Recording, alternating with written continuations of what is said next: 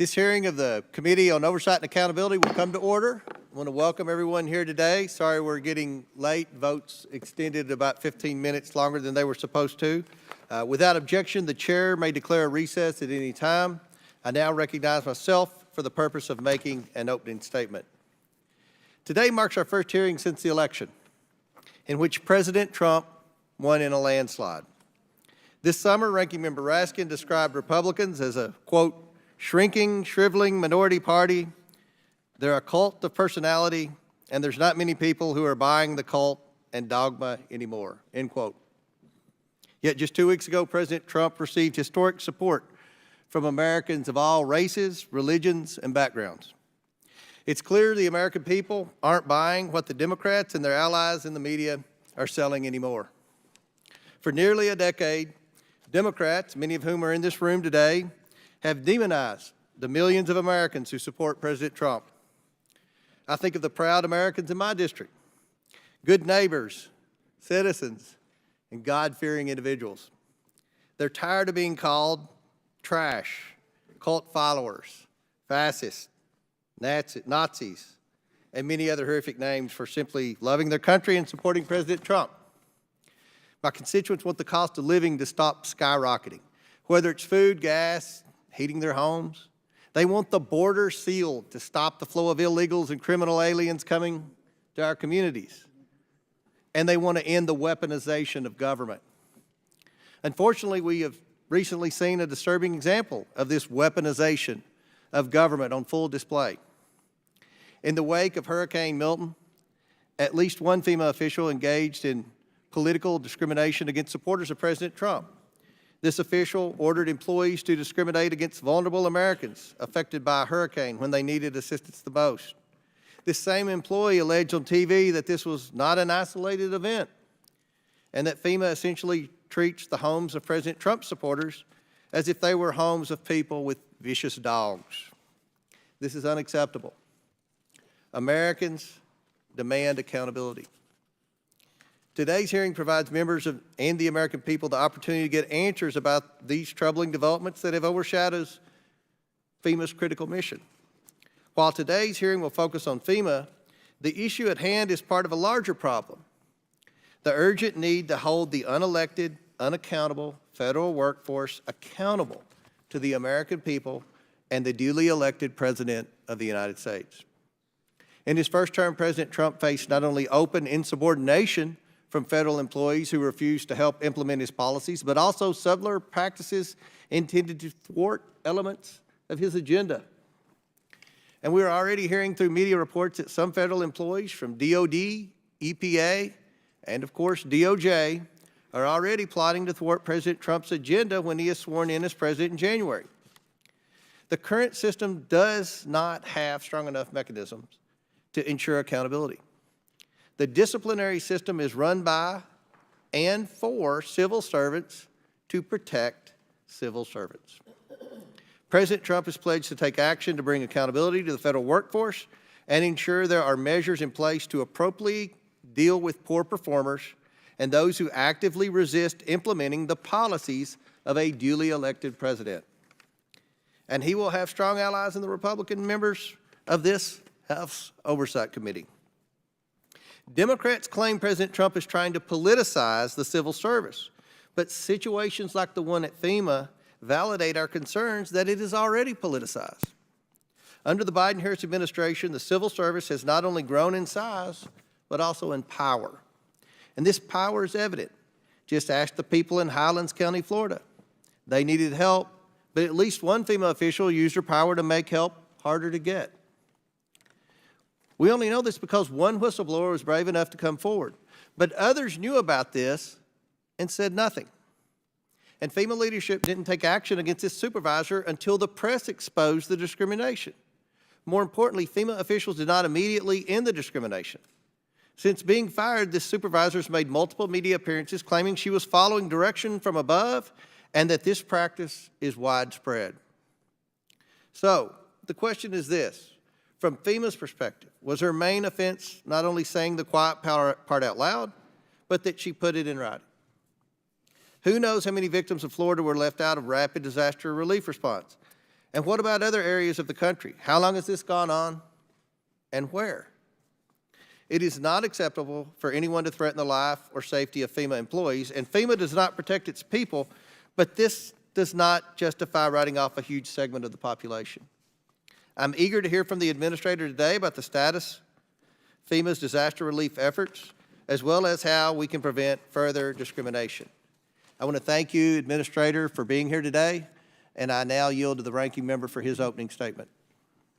Thank you, Mr. Chairman, and congratulations on your victory, and thank you for your magnanimous statement at the beginning. I know you're proud of the 4 million vote majority, which the President-elect seems to have now, just as we were proud of the 7 million vote majority that Joe Biden had 4 years ago.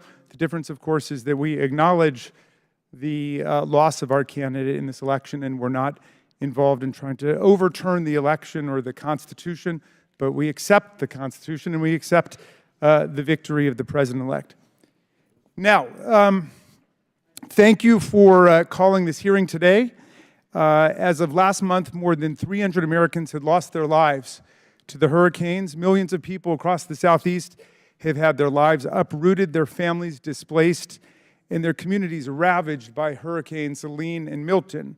Friends of my family were forced from their home in Asheville, North Carolina, and they came to stay with us in Maryland for several weeks following this nightmare, and we closely tracked the recovery effort, which has been unceasing and determined, even though aid was still too slow in getting into some communities. FEMA is America's lifeline in disasters like these, coordinating rapid response and recovery efforts with state and local first responders and rescue agencies. In these hurricanes, FEMA deployed swiftly, providing survivors with temporary shelter, debris removal, and other emergency measures, including the $750 for serious needs assistance for individuals to get items like food, water, baby formula, and medicine. FEMA's disaster work is not conducted by a unitary force of full-time federal government employees, but rather a dynamic team of emergency responders and agencies drawn from across the country, which includes federal, state, and local workers, full-time and part-time employees, and private contractors. Two of my own constituents, Montgomery County Fire and Rescue Service Captains Josh Kurland and Dave Hutchinson, went south with rescue teams to help communities hit by Hurricane Helene. FEMA workers from around America help their fellow Americans get back on their feet after a disaster like this. Now, even in the heat of the presidential election, Mr. Chairman, FEMA's response won high praise from leaders across the political spectrum. Virginia Governor Glenn Youngkin said, quote, "I'm incredibly appreciative of the rapid response and the cooperation from the team at FEMA." Florida Governor DeSantis said, quote, "Everything we've asked for from President Biden, he has approved." And our Florida colleague, Congresswoman Luna, said, "As I'm seeing, FEMA has been very helpful, and I've been in direct communication with them, and they're absolutely going to assist because President Biden has told them to do so." So we could be here today celebrating the workforce of 22,000 FEMA workers, but instead we are invited to focus on one so-called intermittent employee in Florida whose team encountered what she called political hostility while canvassing door-to-door for FEMA in Florida. Thereupon, as I understand it, she made the judgment that her workers were unsafe, and she issued the order to her team not to go to any more houses in the neighborhood where there were Trump signs planted in the yard. This was a bad mistake, legally and constitutionally, which violated the core mission of FEMA and every federal agency to work on behalf of all Americans. It's plainly wrong and divisive to use a presidential campaign lawn sign as a proxy for someone's dangerousness. The director of FEMA, who's with us today, Ms. Criswell, properly acted immediately within 36 hours of learning of the incident because this action was an egregious departure from the norms of nonpartisanship which must govern the conduct and the work of the federal workforce. Federal workers have a duty to serve all Americans regardless of their political identification. FEMA's prompt and unequivocal personnel action in this case is powerful evidence that the civil service system is working, not only to deliver quality public service, but also to correct employee errors and ensure that the people whose homes were skipped as in this case, receive outreach and assistance. And I understand that there were 20 homes that were skipped and then they were immediately addressed afterwards, but I want to ask about that. Now, none of this is to deny for a moment that in recent months, FEMA aid workers have been forced to work under a cloud of propaganda and lies concocted to erode public trust in FEMA. Because of this disinformation, many victims of hurricanes have rejected federal assistance, and others have even harassed and threatened FEMA workers. As Republican Congressman Chuck Edwards, who represents Asheville, North Carolina, said, all the misinformation has been, quote, not just unhelpful, but it's been harmful. I agree with my Republican colleagues and Administrator Criswell. Federal agencies must serve all Americans, and that means a federal workforce of nonpartisan professionals hired based on competence and merit. What's true of FEMA canvassers is, of course, true of the rest of the government. We need government for all the people, regardless of political viewpoint.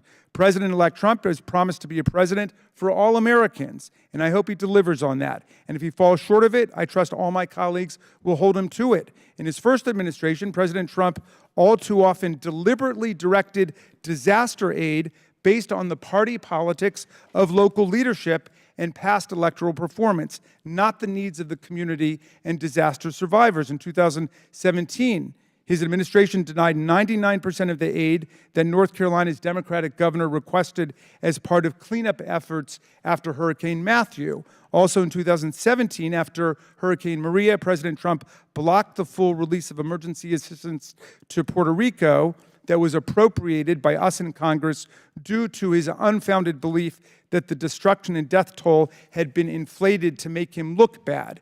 In 2018, after California suffered the deadliest and most destructive wildfire in its history, President Trump initially refused to approve disaster aid because of the state's liberal Democratic leanings. He reportedly later changed his mind after his staff provided him data showing that there were more Trump voters in Orange County, California, than there were in the entire state of Iowa. Now is the right time for all of us, Mr. Chairman, and I mean this, for all of us to agree that nobody in public office, no matter how high nor how low, should play partisan politics with disaster relief in the age of climate change. Thank you for convening today's hearing so we can stand together and reaffirm our commitment to the idea that government exists to serve all of our citizens and to commend the devoted federal workers who work day in and day out to serve all of our people. Thank you, Mr. Chairman. I yield back.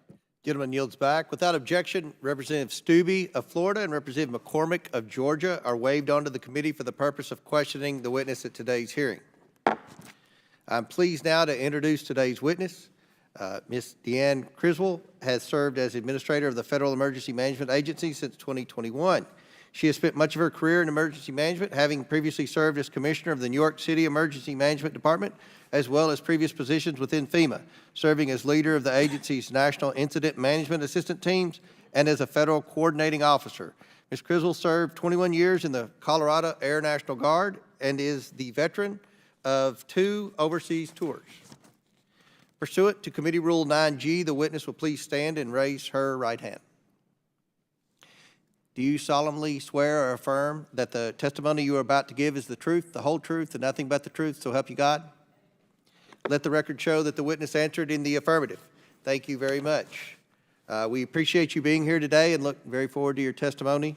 Let me remind the witness that we have read your written statement and it will appear in our full in the hearing record. Please limit your oral statement to 5 minutes, but obviously you can speak whatever you need to say. We want to hear it. As a reminder, please press the button on the microphone in front of you so that it is on and the members can hear you. When you begin to speak, the light in front of you will turn green. After 4 minutes, it will turn yellow. When the red light comes on, your 5 minutes have expired, and we'll ask that you try to wrap it up at that point. I now recognize the Administrator for her opening statement. Thank you.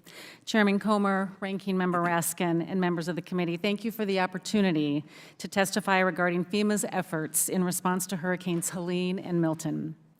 We value this committee's legislative support and oversight of our agency, and I look forward to our conversation today. On September 26th, Hurricane Helene made landfall in Florida as a powerful and a fast-moving Category 4 storm.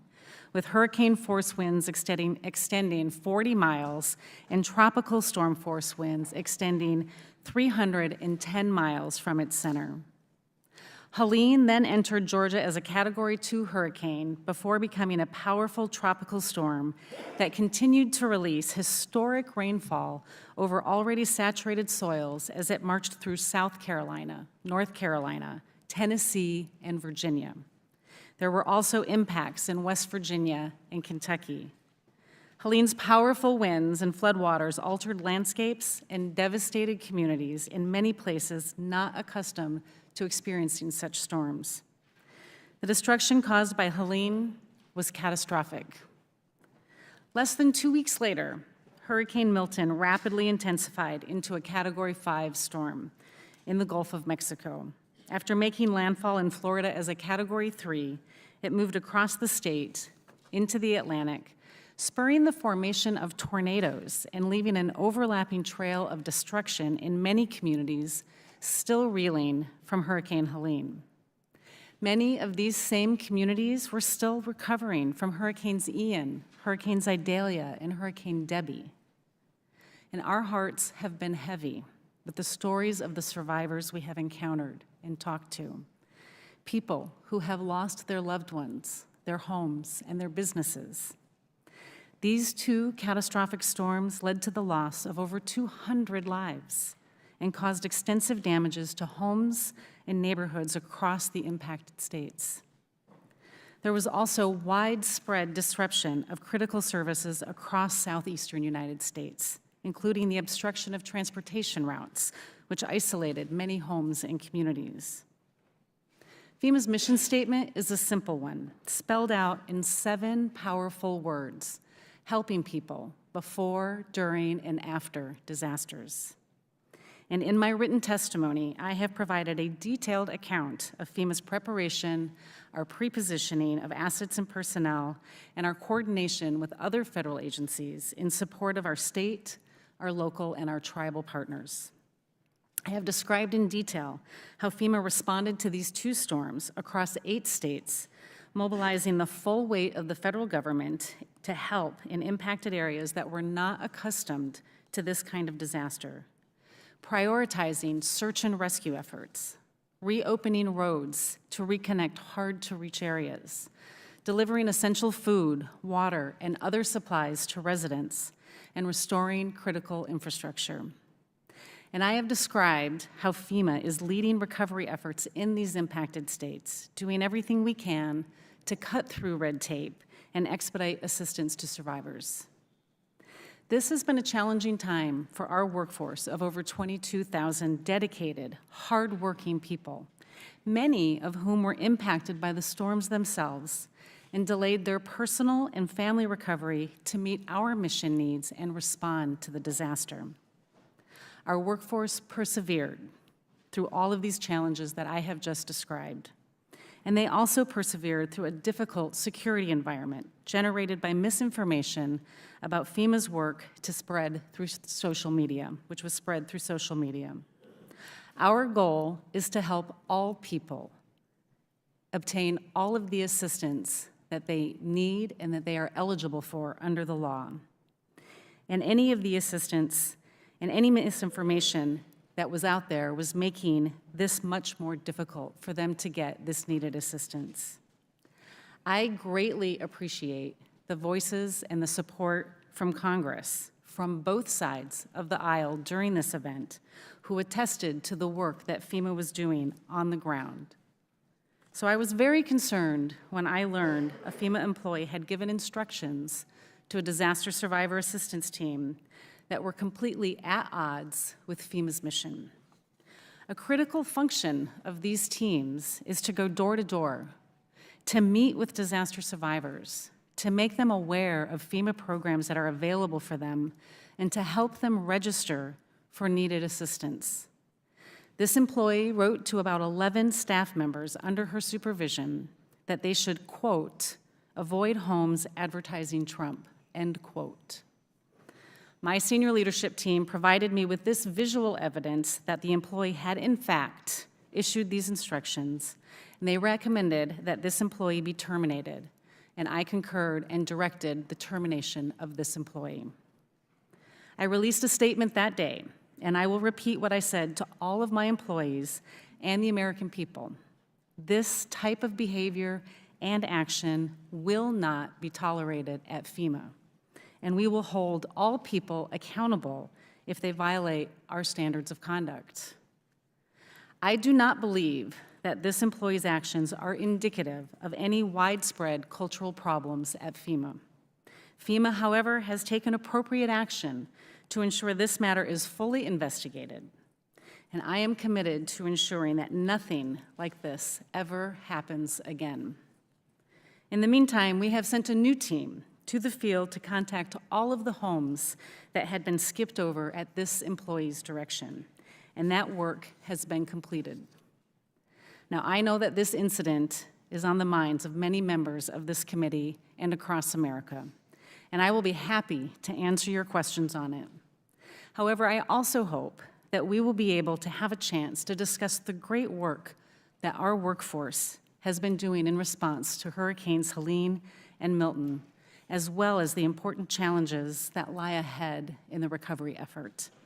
Thank you again for this opportunity to testify, Chairman. I look forward to your questions. Thank you very much. We'll now begin with questions, and the chair recognizes first the member at ground zero of the last hurricane, Dr. Fox from North Carolina.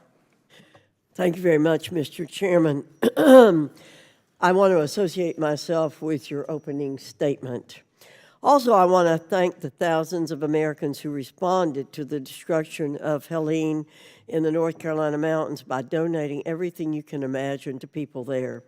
Many tractor trailers of goods came from all over America. This response was wonderfully overwhelming. Unfortunately, our government agencies have not matched the care and compassion of average Americans. Ms. Criswell, I have the statement, the mission statement for FEMA here, because I looked at it and saw what you have said in terms of saying that the mission statement is to help people before, during, and after disasters in every form. But I think one of the biggest problems that I recognize while being on the ground for 6 weeks minimum, helping people, I was there. My area was very hard hit with the hurricane. But what I saw is constituents affected by the storm is how FEMA's representatives on the ground are telling people what the agency cannot do rather than what it can do. And you mentioned that you were bringing the entire weight of the federal government there, and I think that FEMA has fallen way short of that, and that's what I'm going to talk a little bit about today. Again, FEMA's entire mission is to assist, quote, before, during, and after disasters. It should not be up to disaster survivors to navigate the bureaucratic labyrinth in their time of need. FEMA appears to be plagued by poor decision-making and a serious lack of communication. Therefore, I think FEMA is not living up to its mission statement, a telling sign of mismanagement. And I want to say that I'm the kind of person who believes government of the people, by the people, and for the people. And I tolerate no discrimination of any kind. There should be an information roadmap available to those affected by disasters, including what they can expect from FEMA. You started out by giving us figures about what happened and a description of what happened. We all know that. And in every meeting I've had with FEMA, either on the phone or in person, we get this litany of things that FEMA has done, how much money it's spent. But when you really get down to the nitty-gritty, you can't get any details. What that roadmap should include is how much, what kind of aid they can expect to receive, a timeline for aid, information on all available assistance, the total federal government, as you said, which we do not get. what types of decisions will have to be made in the coming weeks, months, and years. So does FEMA have this roadmap, and if so, how is it communicated to people on the ground? Congresswoman Fox, I completely agree that our programs can be very complicated, and I have worked hard over the last 3.5 years to try to minimize the bureaucracy and make it easier for people to gain access to our programs. So why are you unable to provide the basic information to those suffering from disasters in a timely fashion? Congresswoman, we do have information that we give out to individuals that have been impacted by communities. We have several ways that they can reach out to us, but my direction has always been to try to meet people where they are, which is why we go into the communities and talk to people. We call them back if they've registered and I they've was been in a denied. meeting with 20 homeowners who live really close to where I live the other day, and again, the first 30 minutes of the FEMA presentation was all bragging about what FEMA did. It is not providing basic information. If it's not doing that, how can it claim to be committed to helping people where they are? I am happy to look at the information and the materials that were presented at your meeting and looking for ways to improve them. Our goal should be to try to tell people how we can help them instead of telling them what we can't do. And I've tried and worked to try to change that focus, or that the way we approach reaching out to people and finding ways to get to yes. One of my colleagues recently asked FEMA where approximately 400 trailers full of supplies and aid were allegedly delivered in western North Carolina in the days after Hurricane Helene hit. He was told that the trailers were delivered to the state emergency management headquarters, but they also could not share where the aid, estimated to be worth between $4 and $10 million, was actually located. Is it correct that FEMA delivered aid to the state, then simply absolved itself from ensuring the aid actually reached the people it was intended to help? This is a partnership. Our ability to respond to communities requires a deep collaboration between federal, state, and local partners. FEMA delivers supplies at the request of the state in the amount that they have requested, and the state prioritizes in consultation with their local jurisdictions on where those supplies need to go. Thank you, Mr. Chairman. I will have several questions to submit for the record. Thank you. Thank I you. yield back. Gentlelady yields back. Chair recognizes Mr. Frost from Florida. Thank you so much, Mr. Chair. So in my district, which was impacted by Hurricane Milton, I live in Orlando, Florida, been dealing with natural disasters and hurricanes my entire life. I've heard nothing but praise for FEMA's sense of urgency and how y'all have responded in the last many storms we've had. Since Hurricane Milton, many of my constituents have opened up casework with my office to help get FEMA assistance. My team and yours have worked hand in hand to solve these problems regardless of their political affiliation or their voting record. So just thank you for your hard work, and thank you to the hard work of all of the members of FEMA and staff who are fighting to ensure that people are safe and that we can recover after these horrible disasters. The individual responsible for the instruction that FEMA workers can avoid houses with Trump flags was fired. That's good. And thank you for handling that quite isolated situation. I do, though, however, have to call out the hypocrisy of many members of this committee. Madam Administrator, according to staff on President-elect Trump's former National Security Council, on at least 3 occasions, the President-elect hesitated to give disaster aid to areas he thought were too democratic, like California after the 2018 wildfires. If President Trump were to engage in partisan discrimination, how could that impact Americans, the economy, the environment, and also taxpayers in general? The severe weather events that we have been experiencing and the increase in them, they don't discriminate. They impact all people across all walks of life in every part of this country. And we have seen a continued increase in the number of those events affecting more Americans. We have to maintain our ability to be a nonpartisan agency so we can ensure that everybody impacted by these events can get the resources and the help that they need, that they deserve, and that they're eligible for under the law. According to reports, Trump only agreed to release aid when his staff pulled voting results to show him that the heavily damaged area of Orange County, California, had more Trump supporters than the entire state of Iowa. I ask unanimous consent to enter into the record a political article from October 2024 titled, "Trump Refused to Give California Wildfire Aid Until Told How Many People There Voted for Him," Ex-Aid says. Without objection, so ordered. In the FEMA chapter of Project 2025, the blueprint for the Trump administration, on the FEMA section, it said, quote, "They need to shift the majority of preparedness and response costs to states and localities instead of the federal government," end quote. This would be devastating for Floridians. We know these storms are happening more often because of the climate crisis. I've heard directly from scientists and meteorologists who fly into these storms after I flew into one with the hurricane hunters, that they are going through more of these, they're seeing the worst storms they've ever seen in their careers. These are folks who've been doing this work since the 80s. Madam Administrator, how would this proposal impact the safety of folks like my constituents in Central Florida who are getting hit year after year with these once-in-a-100-year hurricanes?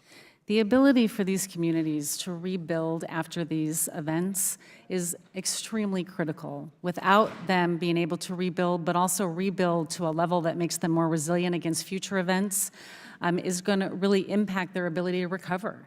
And so what I have seen through my time as a local emergency manager, as well as serving in this role, that the biggest limitation and the reason we have presidential declarations is when it exceeds the capacity of a jurisdiction to be able to rebuild and allow their community to recover, then it will only make it more vulnerable to future disasters. After Hurricane Helene, President-elect Trump spread a ton of disinformation about FEMA assistance.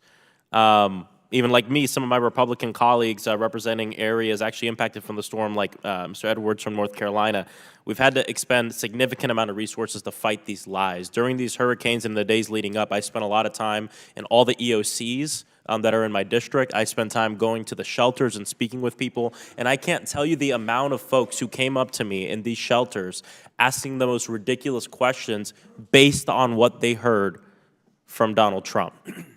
And we know that in these emergencies, every second matters. Every minute matters in terms of life or death. Does FEMA have the tools and partnerships it needs to fully combat the disinformation we've seen from certain politicians? We continue to see the amount of misinformation around all disasters increase month after month. And what we saw during Hurricane Helene was certainly at a scale that I had never seen before. And how does this disinformation prevent y'all or affect y'all in being able to do the life-saving work that you do and impact assistance delivery? I think the biggest impact is that it makes individuals that have perhaps lost everything concerned about whether they should come to us for assistance, and then they cannot start their recovery process if they don't enter the system to get the resources that they're eligible for. My hope is that over the next 4 years, President Trump won't do the same things again, which puts American lives at risk. Thank you. I yield back. Chair now recognizes Mr. Donald from Florida. Thank you, Chairman. Administrator Criswell, it's good to see you. My district was hit by Hurricane Ian 2 years ago.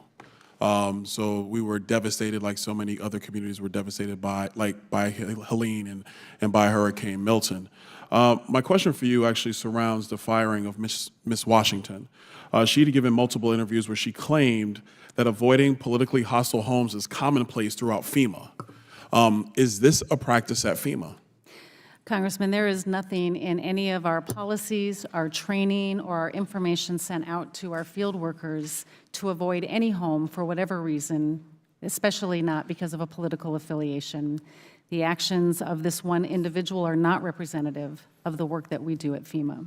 Now, Administrator, I got an issue because, and I will submit the article for the record, according to a New York Post article titled, "This is not isolated." There is a FEMA official who spoke under the condition of anonymity who says that the agency's practice of skipping Trump-supported houses or avoiding white or conservative-dominated disaster zones altogether is an open secret at the agency and has been going on for years. So, Ambassador, this is a statement given to the Post by an employee at FEMA. What is your response to that statement? We have investigated this incident, and it is still under investigation. We are working with the Inspector General to determine whether or not this is broader than this.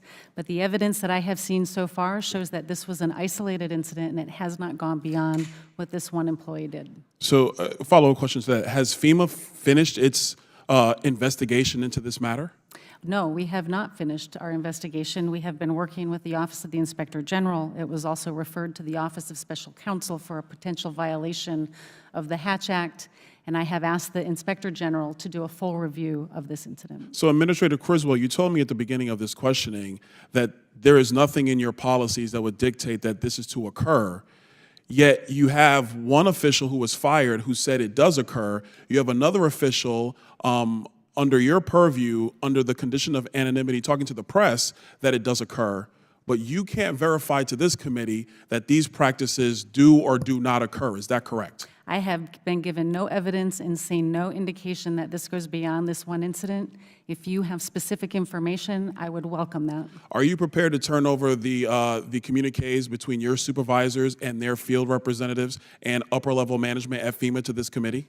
We always cooperate with Congress on the information that they request, and we will continue to cooperate throughout this. So you're prepared to turn over all those We communications? are prepared to support requests for information to help support the ongoing investigation into this. Chairman, I would move that it's clear that the administrator is more than prepared to share all communications with the Oversight Committee about various communications with field volunteers, volunteer staff on the ground, supervisors at FEMA headquarters here in Washington, D.C.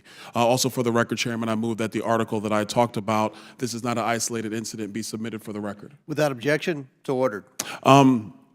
Administrator, I want to follow up with one point. It was said later in this article, FEMA employees are trained to deal with threats in disasters. And I think it's important for the committee to understand that when you're on the ground dealing with threats, especially in a disaster area, it is important. Administrator, do you think it's a better course of action for law enforcement to be involved when potential threats occur on the ground? Because look, during Hurricane Ian, we understood that you not only had citizens who were trying to protect their homes from looters, and they are concerned. You have looters who are actively trying to get at people's property in a disaster zone. But apparently it appears that you have employees, whether you know or not, who are trying to take matters into their own hands. So wouldn't it be a better course of action to involve law enforcement who is on the ground in a prolific manner? And it's not just local law enforcement. I know from personal experience, it is other law enforcement agencies that are on the ground in support to neighboring communities. Would you agree with that? Congressman, we have seen an increase in the amount of harassment during the response to Hurricanes Helene and Milton. We have been closely coordinating with law enforcement in all of the states that have been impacted, in particular in North Carolina, where we had several reports of harassment and potential threats to our employees. Okay, fair enough. What I would also let the committee know, as somebody who's had to deal with this firsthand, it's important for citizens to understand that it's very difficult to go through the FEMA protocols.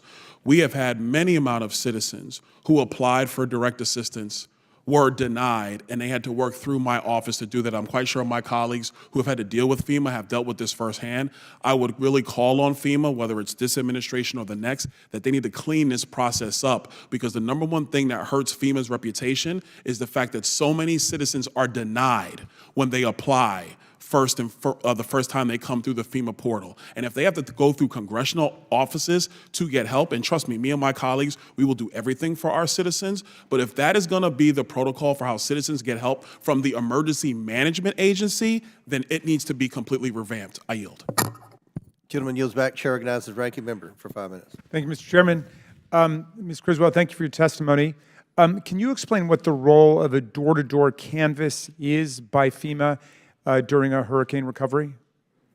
These are our, ranking member, our disaster survivor assistance teams. These are groups of individuals that go out into communities to either see if they have registered for assistance, check on their case for them, or also identify if they have any other needs that we need to engage our nonprofit partners that might be in the area, like assistance with mucking and getting their home. And we can relay that information back to the local emergency manager or back to the state to make sure we're meeting all of their needs. And this is a situation where there may be a complete communications breakdown because of the hurricane itself, right? That is part of the reason we do this, is because we know, and especially during these incidents, we saw limited cellular communication availability. They could not get online to register for assistance. They could not call us.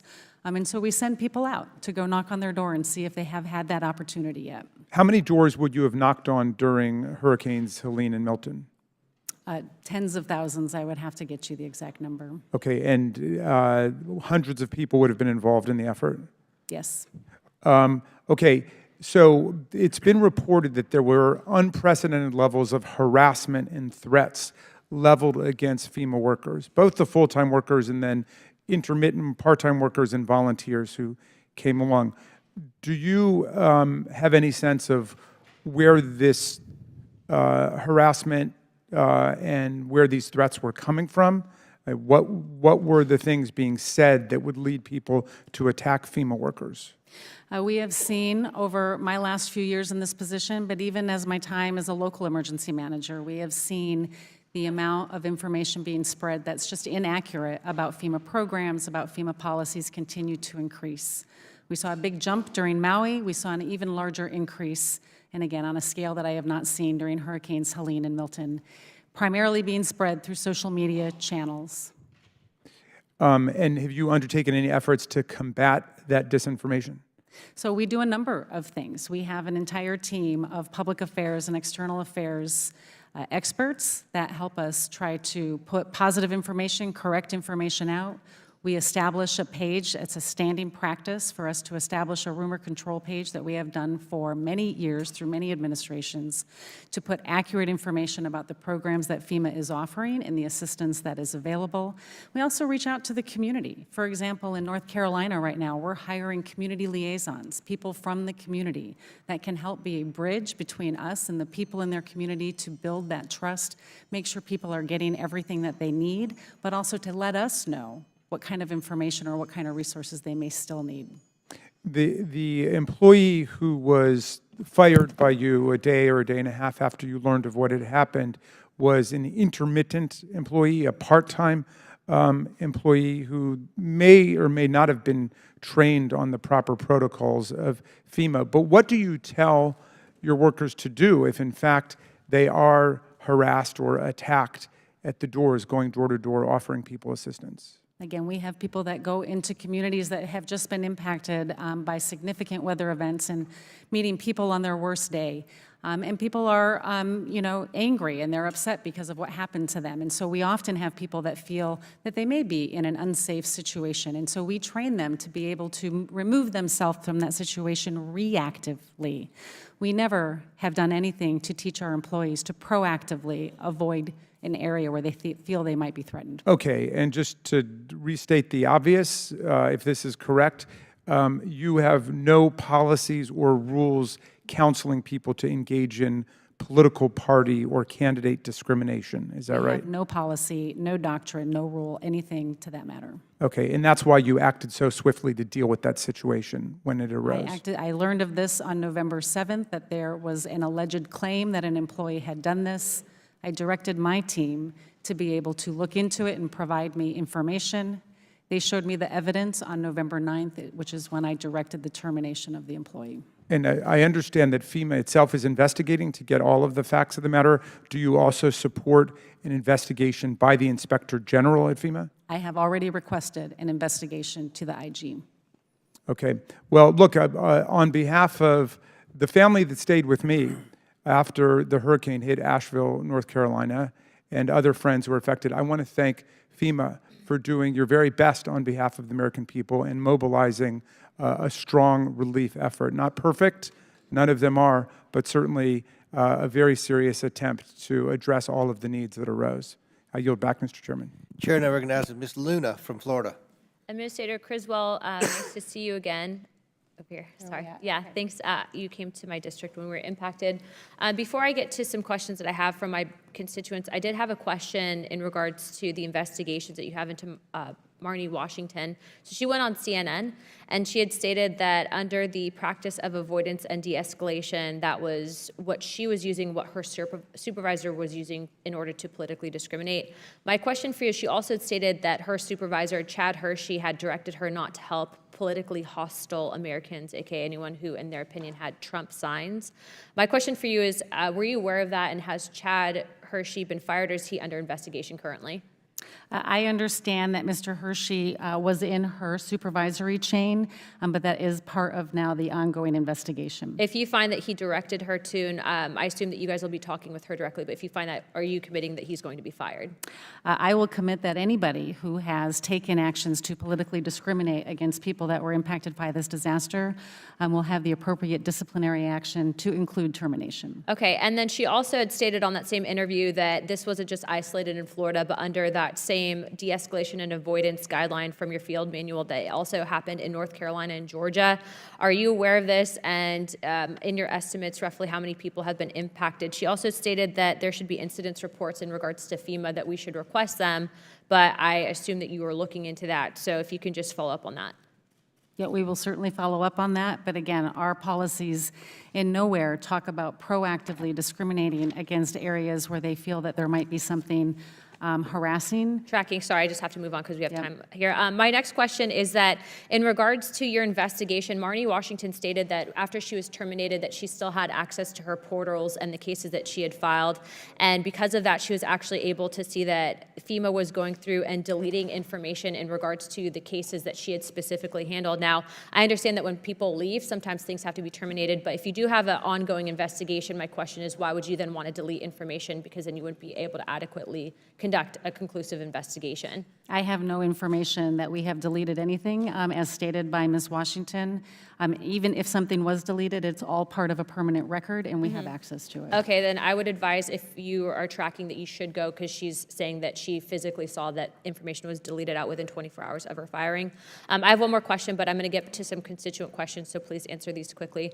In Pinellas County, where we were hit, we had actually 13 deaths during the first hurricane, but the county has currently had only one DRC and has requested a second DRC with no success. What is FEMA's process for approving additional DRCs when they're requested? We work closely with the State Director of Emergency Management and the county to determine the best place for those. I can follow up with your staff on specifically why we haven't put a second one up. Okay, and we are requesting additional help just because of the amount of claims that we have for that area, so we are going to be following up. Please assist with getting that additional. The second thing is, what is the status of FEMA's flood mitigation assistance program?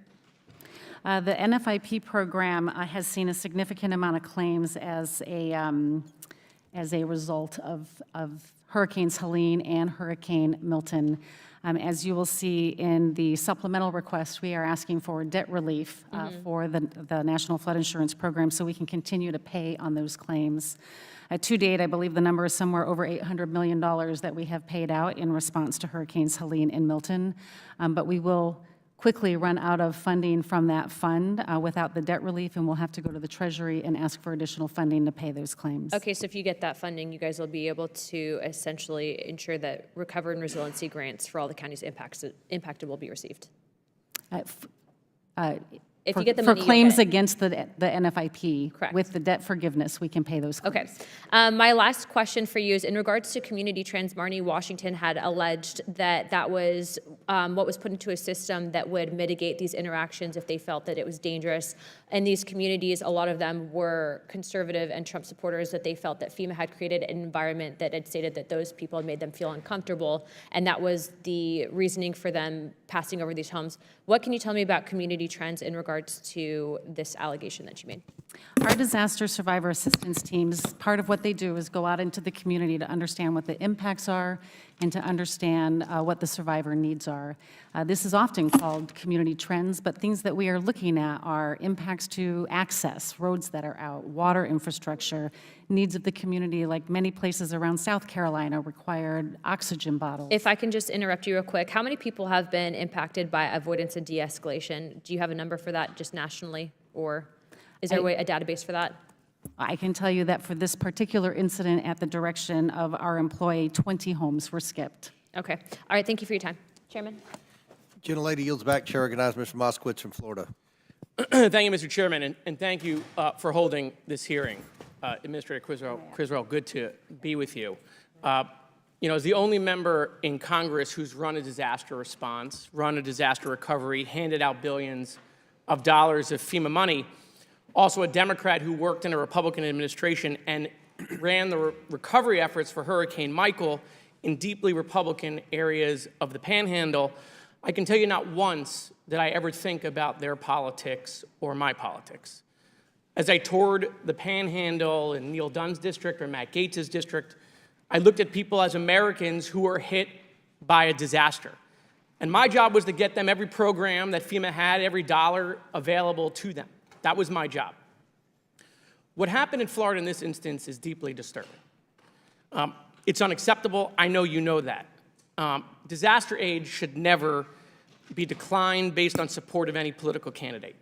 And I'm happy this rogue employee was fired. You did the right thing immediately, right? What should have happened here is if there were members of FEMA's team that felt uncomfortable, that should have been passed up to the FCO. That should have gone to the federal coordinating officer. And then that information should have gone to Director Guthrie, who's the Director of Emergency Management in the state of Florida, my former deputy. And then they could have made sure to identify those homes and gotten them the information. But that's not what happened. There was a clear breakdown here. And so you should do an investigation to make sure that something like this doesn't happen again.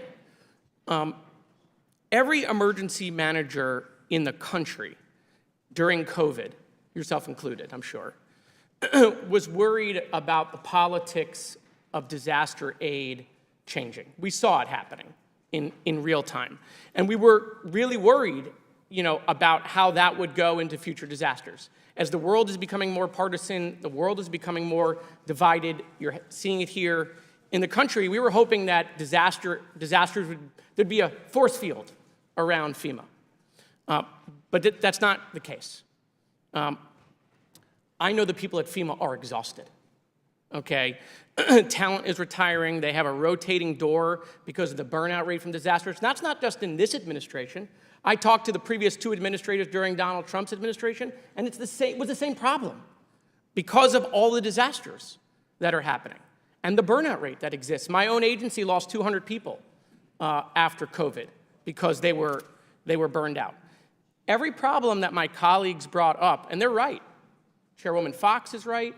Anna Paulina Luna is right.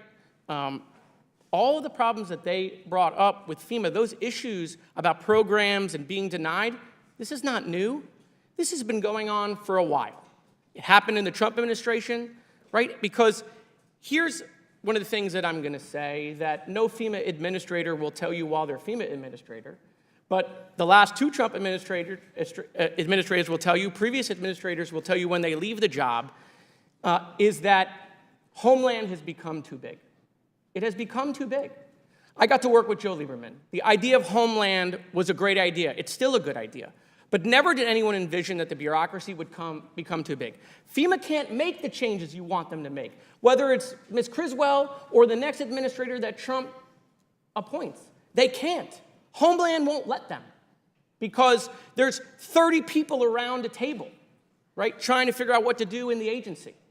So for the people at DOJ, if Vivek and Elon are listening, you need to look at Homeland. You got problems at Secret Service, guess where that is? Homeland.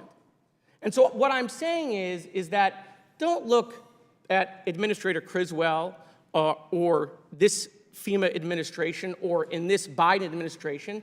If you think there are issues in FEMA that you want to fix, I'm letting you know these issues go back decades. They're not new. They're not. And so I do want to say one more thing because I think it's tremendously important for my colleagues across the aisle and my Democratic colleagues. It is so important that we don't allow FEMA to become politicized and that we don't allow disaster aid to become politicized. Laser beams do not start fires in California. We cannot guide where hurricanes go. And you know what? You know who's amplifying that stuff? Foreign accounts. Other countries are amplifying that stuff on social media to divide us, to divide Democrats and Republicans. They want us fighting over disaster aid because it helps their goal. We can't participate in that. We shouldn't amplify that. So, Mr. Chairman, I thank you for having this hearing. We should have this hearing. But I want you to know that these issues that you're bringing up are not issues of today. These are issues of yesteryear. And so I will work with anyone across the aisle on fixing these issues within Homeland. And with that, Mr. Chairman, I yield back. Gentleman yields back. Chair now recognizes the chairman of the Judiciary Committee, Mr. Jordan.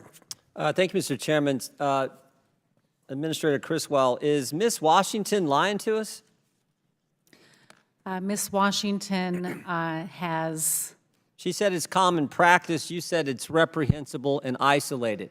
Both statements can't be true. So someone's not giving us the facts, and I'm kind of trying to figure out who's not telling the truth. The actions that Ms. Washington took were unacceptable. Well, you had another employee. Now, they remain anonymous, but I think one of my colleagues pointed this out earlier. A FEMA official who spoke on condition of anonymity said Ms. Washington likely received, quote, very clear guidance from her supervisors. Is that person lying too? I have not received any evidence outside of the screenshot that Ms. Washington directed So those her two people team. are wrong. They're not telling the truth to us. We are currently investigating this But that's not issue what you and said. bringing You in said the this is IG. isolated, reprehensible, hasn't happened. This is the only time. And they're saying, nope, nope, nope, it's commonplace. I am saying that FEMA's mission is to help all people. Well, let's look at before, maybe during, the and best after evidence we disaster. have is the actual screenshot. Can you put the screenshot up on the screen? Let's look at what the text message said. The text message said, implement best practices. Like, this is the best practices. We're going to implement them. And they talk about making sure you're going in pairs or with more than one person, avoid the Trump homes, drink your water, take your towel, coconut waters. So stay hydrated, walk with someone else, and don't go to the Trump homes. It seems pretty common and matter of fact in the actual evidence we do have, the text message itself. But you're still saying Miss Washington and this other person aren't telling the truth. When I received this text message, it was not in accordance with the way we conduct business at FEMA, and I directed Even though it said best termination. practices, even though it said stay hydrated, which everyone would agree with, even though it said go in pairs, which everyone would agree with, even though it said bring a towel, make sure you're covered up, even it said coconut water is the best way to stay, even though it said all those practical things, the part about avoiding the Trump homes, that's not a best practice, that's not commonplace. Is that what you're saying? That is nowhere in our policy, and I can't speak to I'm the not saying it's in your motivations policy. behind what Ms. Washington did. But it was, okay, now and her supervisor, this Mr. Hershey, have you talked to him and to find out if he knew this was happening? I understand that he was in her chain of command, and this is under investigation. Have you talked to there's 13 people on this text message. Have you talked to all 13 of those individuals? This incident is under investigation. That's not what I The asked you. I office- know it's under investigation, and we know how investigations work when it's done inside the agency. It takes forever. I'm asking, did you talk to the 13 people on this best practices text message? The Office of Professional Responsibility has taken this, and they are following appropriate protocol to investigate. Is the Inspector General looking at it as well? And I have asked the Inspector General to take a look at this. I Any welcome idea when, their any idea review. when they're going to talk to these 13 people since you have it? Have you talked to, how about you personally? Have you talked to any of these 13 people? I have not talked to them You have not talked to personally. any I of them? have an entire team that focuses on this investigation, and that's what they're doing. Seems to me it's part of a mindset that's in government. And this is the scary part, because I think it's broader. And you don't have to take my word. Take it what people have said. I mean, this reminds me, we've talked about this many times, but I can think of, well, actually the same person, let's go back to that, the same person who said that this likely received very clear guidance, this other FEMA official, also said this: I've heard from other entities who are serving in North Carolina that there was clear guidance to be mindful, quote, of the types of people who are in Western North Carolina. I have That's not pretty seen derogatory evidence of stuff that. there, isn't it? I have not seen any. But you know what it evidence of sounds like? It sounds like Peter Strzok.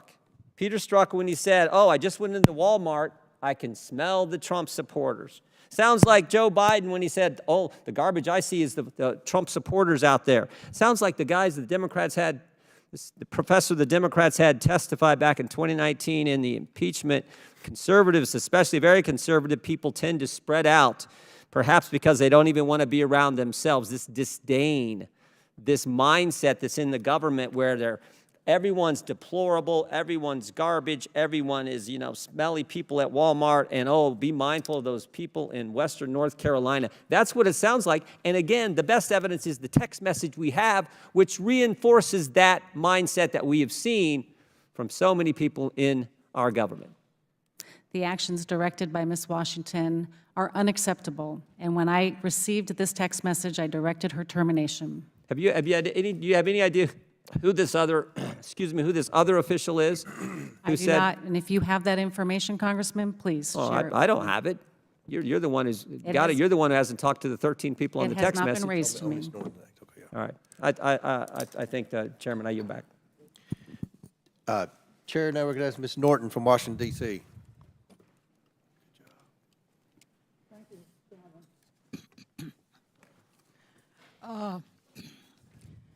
Administrator Criswell, I understand that in the weeks since Hurricanes Milton and Helene, FEMA has provided more than $1.6 billion in assistance to more than 910,000 households. FEMA has also delivered more than 16 million meals, 18 million liters of water, more than 3,000 rolls of blue roof sheeting, and more than 700,000 gallons of fuel to the communities devastated by these hurricanes. And 700 and 500 FEMA employees remain deployed in these communities to assist with recovery. Administrator, what steps did FEMA staff take to contact their with survivors on the ground, including those displaced from their homes, and make them aware of the resources available to them? Congresswoman, FEMA has many ways that we can reach and connect with people that have been impacted by disasters. They can contact us through our 1-800 number. They can go through our disasterassistance.gov website to register for assistance. They can use the FEMA app. We also have teams that go out into the communities, especially in something like North Carolina where communications were limited, to make sure that they've had the opportunity to register for assistance or to check on their case to see what other information might be needed for them to finish it up and to process it. And then we establish disaster recovery centers, fixed facilities once the infrastructure supports it, so people have a place they can go and they can talk to somebody face-to-face and work through their particular needs and their particular case, because we know everybody's situation is going to be unique to them. And we want to make sure all of our programs are available and we help them find the right ones to support their unique needs. Thank you. The destruction of Hurricane Helene left close to 4 million people without power. Administrator, how did FEMA workers reach affected residents for support in this disaster response effort, even if a certain region lost connectivity or if a survivor lacked access to internet? One of the first things we do, Congresswoman, is we put part of our leadership team in with local emergency managers to work side by side with them to understand which parts of their community still need assistance. Then we can either direct our disaster survivor assistance teams to go into those areas, or also the state is sending their resources, like the National Guard. The National Guard in North Carolina did an amazing job of getting into the communities and helping people that have been impacted. This is a holistic effort. This takes all of us to be able to reach all of those impacted, especially in something that has been widespread and complicated as the destruction that we saw in North Carolina. I also want to recognize that because of challenges like these, it did take too long for emergency assistance to come in such communities. We must learn the lessons of those shortcomings to improve the reach of emergency services at the local, state, and federal level. Earlier this year, the National Oceanic Atmospheric Administration projected a, quote, above normal, end quote, hurricane season, meaning the level and intensity of storms and hurricanes would increase over this period. 11 storms have developed into hurricanes this year. More than a few years later, Luhana community is still being built back after wildfires hit the land of Maui. And recovery operations are still continuing more than 2 years after Hurricane Ian made landfall in Florida. Administrator Criswell? what can Congress do to make it easier for FEMA to support long-term recovery efforts and assist with future disasters that strike the United States? Congressman, we have two pieces of bipartisan legislation that would be very beneficial to our ability to help communities: the Disaster Survivor Fairness Act and the Management Cost Modernization Act. And I understand that I'm over the time, but I'd be happy to talk more about those two pieces. They would be critical in changing the way we help survivors. I commend you and FEMA's thousands of staff from across the country who left their homes to deploy to communities in need and provide them with assistance in the face of destruction, trauma, and loss. And I yield back. Chair now recognizes Mr. Gosar from Arizona. Thank you, Mr. Chairman. Just like last night, the White House requested an additional $98.6 billion for disaster relief, with $40 billion marked for FEMA. Although it was created to provide relief from disasters, FEMA has now become the Biden-Harris administration's star student in political persecution.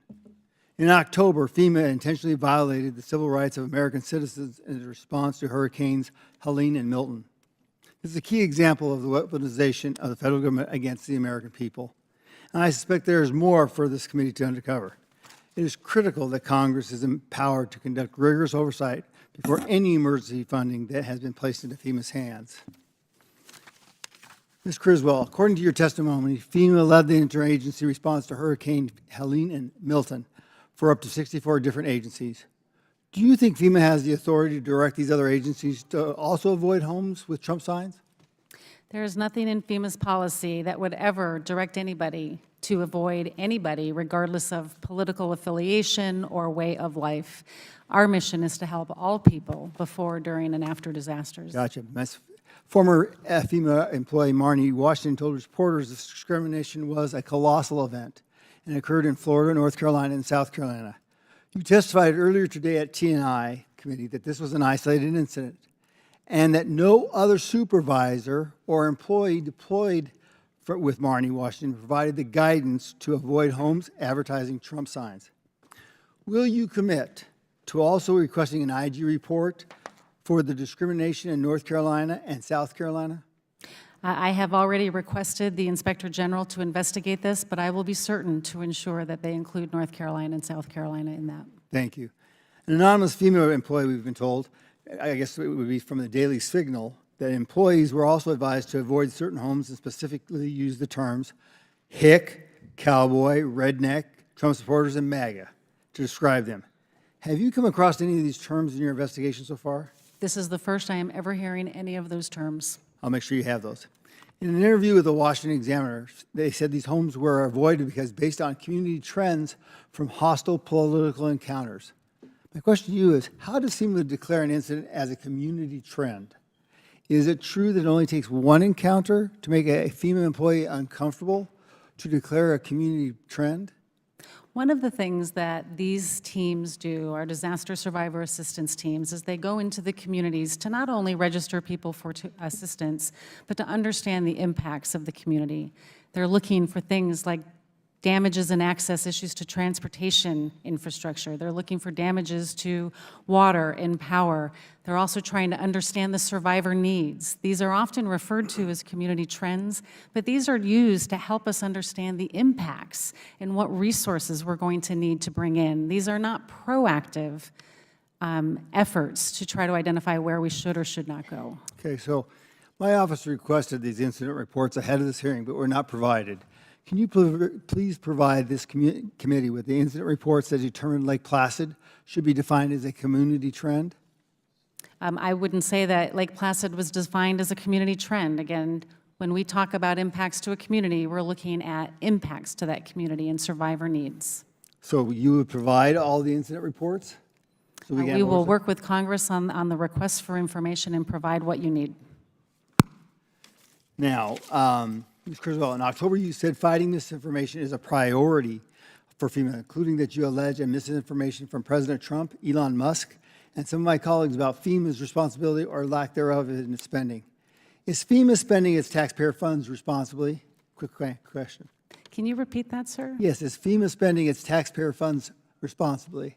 We are absolutely spending our taxpayer dollars responsibly and supporting an unbelievable increase in the Okay. number of severe weather events that have been happening across the So that'd United be a States. yes. Are you aware of the OIG's report from 2320 from March of 2023 titled FEMA should increase oversight to prevent misuse of humanitarian relief funds, and or a second September 2022 OIG report titled FEMA did not implement controls to prevent more than $3.7 billion in improper payments from the Lost Wages Assistance Program? I'm aware of those reports.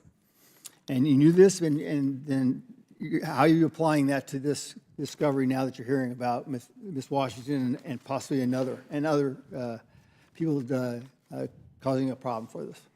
We value our partnership with the Inspector General, and we appreciate the findings that they give us and our areas that we can continue to improve. Some of those reports and some of the findings in those we non-concurred with.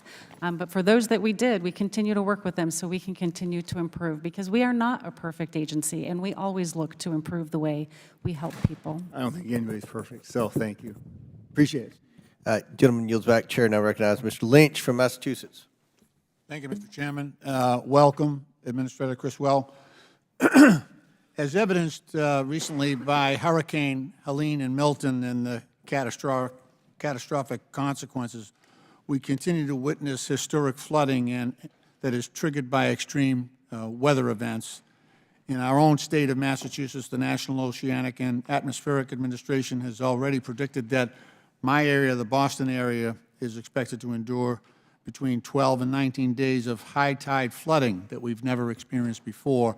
That's the most in the Northeast region. The Nonpartisan Congressional Research Service also reports that floods are the most common and costliest natural disasters across the United States. However, flood damage is not covered typically by traditional homeowner insurance, and moreover, most private insurers don't even offer flood coverage. Instead, as you know, most of our constituents procure flood insurance for their homes and businesses from the National Flood Insurance Program, which you administer.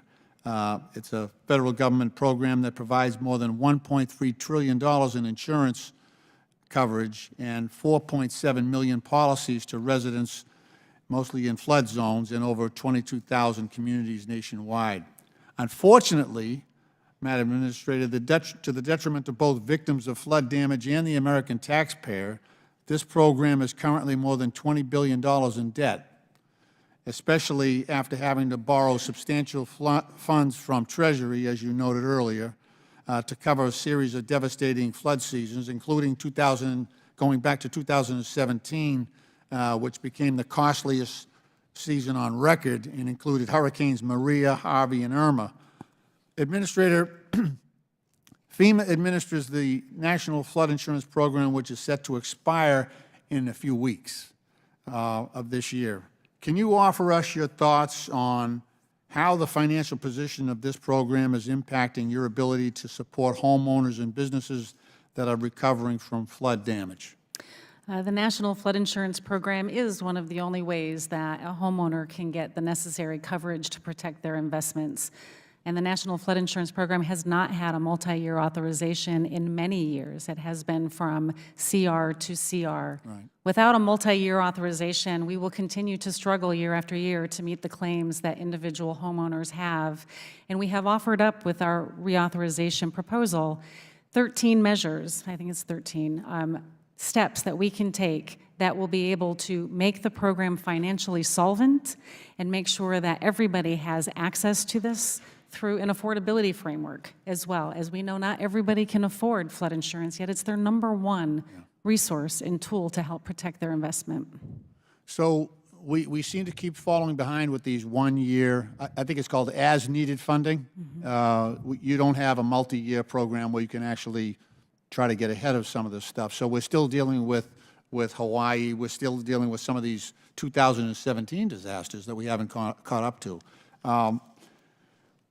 One thing I wanted to ask you is that, we seem to compartmentalize these disasters. We have, we've got, because of the impacts of climate change, we've got, these epic rainfall events that's causing flooding. We've got tornadoes, we've got hurricanes, we've got drought-induced wildfires, and our flood insurance program only covers certain people or targets certain people in flood zones. Would it be better, would it be more efficient if we looked at rather than having a flood insurance program, we had a broader disaster insurance program where we have more people paying into that? It might cross-subsidize some of the costs that we're seeing as a result of these disasters, and might allow a break to the taxpayer instead of having to go in and bail out people who might repeatedly be experiencing flood damage from storm surges in areas where they may not wisely relocate. Yeah, I mean, the National Flood Insurance Program is available to anybody. And I often have said, if it rains where you live, it can flood where you live. There are only certain areas that are mandated to purchase flood insurance, but everybody has the opportunity to purchase flood insurance. As far as making that a broader, more catastrophic insurance program, I think that's something that we should be having conversations with the private sector about, because that's what they should be providing. All right, thank you. My time has expired, Mr. Chairman. I yield back. Very good question. I'll recognize myself for 5 minutes. And Administrator, I want to thank you for the work that you and FEMA did in my district a few years ago after the tornadoes in West Kentucky. I want to publicly say that. With respect to the text message behind me, how did you receive the text message? Did you know about it before it became public, or was it brought to your attention before the media made public with it? It was brought to my attention on November 7th while I was in North Carolina with my leadership team checking in on recovery. It was mentioned to me that they had heard that there was a text message that a staff member had sent. I then directed my team to look into this. This was before the media inquiry or the media story came out. They reviewed it and looked into it on the 8th. They contacted me on November 9th. They showed me the text message. I still had not seen any media stories, and I directed the termination of the employee because it violates the way we conduct business. And you've testified that you believe this was an isolated incident. Why should we believe that this is an isolated incident and not part of a pattern in FEMA? Because we've seen many other government agencies that we believe have become politicized and or weaponized. So, I mean, why should we believe this is an isolated incident? Chairman, I understand your concern and I share your concern because I want to ensure that the American people know that FEMA is there to support all people, which is why we are conducting an investigation and why we have asked the IG to look into this further to ensure that this is not beyond the one employee who sent this message. It is not indicative of the rest of our workforce, and it is completely unacceptable. So I want to go back to Ms. Washington. You terminated her. She was a part-time employee. If she were a full-time FEMA employee, could you have terminated her then and there on the spot? We definitely have more flexibility within our intermittent employee HR practices, but we would have been able to take the necessary action to remove her until a full investigation had been done. So how likely would it have been that her termination would have been overturned because she would have been a full-time civil servant and been protected by the civil servant merit laws, tenure laws, whatever you want to call it? Given the text of this message, it's very clear that this was an unacceptable type of behavior, and I don't believe it would have been overturned. I think the system worked. Well, we're going to find out with a lot of federal employees that we believe should be held accountable for bad behavior. And that's one of the huge issues in this election, and this is going to be a priority for the new administration, and this is a role that this committee is going to play moving forward to try to work with the Trump administration, work with Elon Musk and Mr. M. Swamy to try to make government more efficient. So we'll see. We certainly believe that people, regardless of their party, regardless of their status in their years of service in the federal government, regardless of their ideology, if they've done wrong, then they should be held accountable. And I think the American people agree with us, and I think that was a huge issue in the election a few weeks ago. I want to switch gears and talk about FEMA, and I think a lot of people, myself included, often wonder what is the role of FEMA. So if a hurricane or a tornado or a natural disaster happens, I believe FEMA should be first on the scene. I believe that they, should be in charge of obviously rescue and recovery to ensure that, to help coordinate, to ensure that people have food and shelter. And then, of course, the big role I believe FEMA plays is debris removal to try to help coordinate, to get the power going, to get the roads cleared and things like that. A lot of people wonder, what then? What else is FEMA responsible for? Because I know when we had our issues in West Kentucky, people were thinking that if they didn't have insurance, that FEMA was supposed to come in and pay for that. Can you tell this committee and the American people who are watching this what exactly FEMA's role is the second a natural disaster happens, whether it's a wildfire out west or whether it's a tornado in the Midwest or whether it's a hurricane on the East Coast? What is FEMA's responsibility from start to finish, and how long should that take? I think the best way to start that, Chairman, is the fact that all disasters are executed at the local level, they are managed at the state level and supported by the federal government, and that's where FEMA comes in. In this particular incident, I contacted governors before the storm made landfall in all of the states that were impacted, encouraging them to ask for a pre-landfall emergency declaration. What that does is it allows me to pre-position resources. And these aren't just FEMA teams, these are the federal government. It gives me the ability to direct other members of the federal government to come in and be able to respond to those immediate life-saving needs as needed after a storm passes. For these events, we pre-positioned resources from Florida up to North Carolina and into Virginia to support those immediate needs. And we do that at the support of the governor.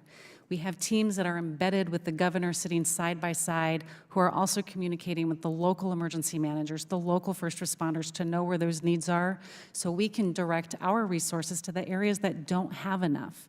These all start and end with that local first responder, and they did amazing work in those first few hours after these storms passed, and our teams on the ground immediately, the search and rescue teams from across the federal government, were there doing life-saving activities as the storm were passing all of these states. We then support through mission assigning other federal agencies like the Army Corps of Engineers to help assess what the needs are going to be for debris removal, or at the request of a local jurisdiction to actually do the debris removal if they don't have the contracts to do so.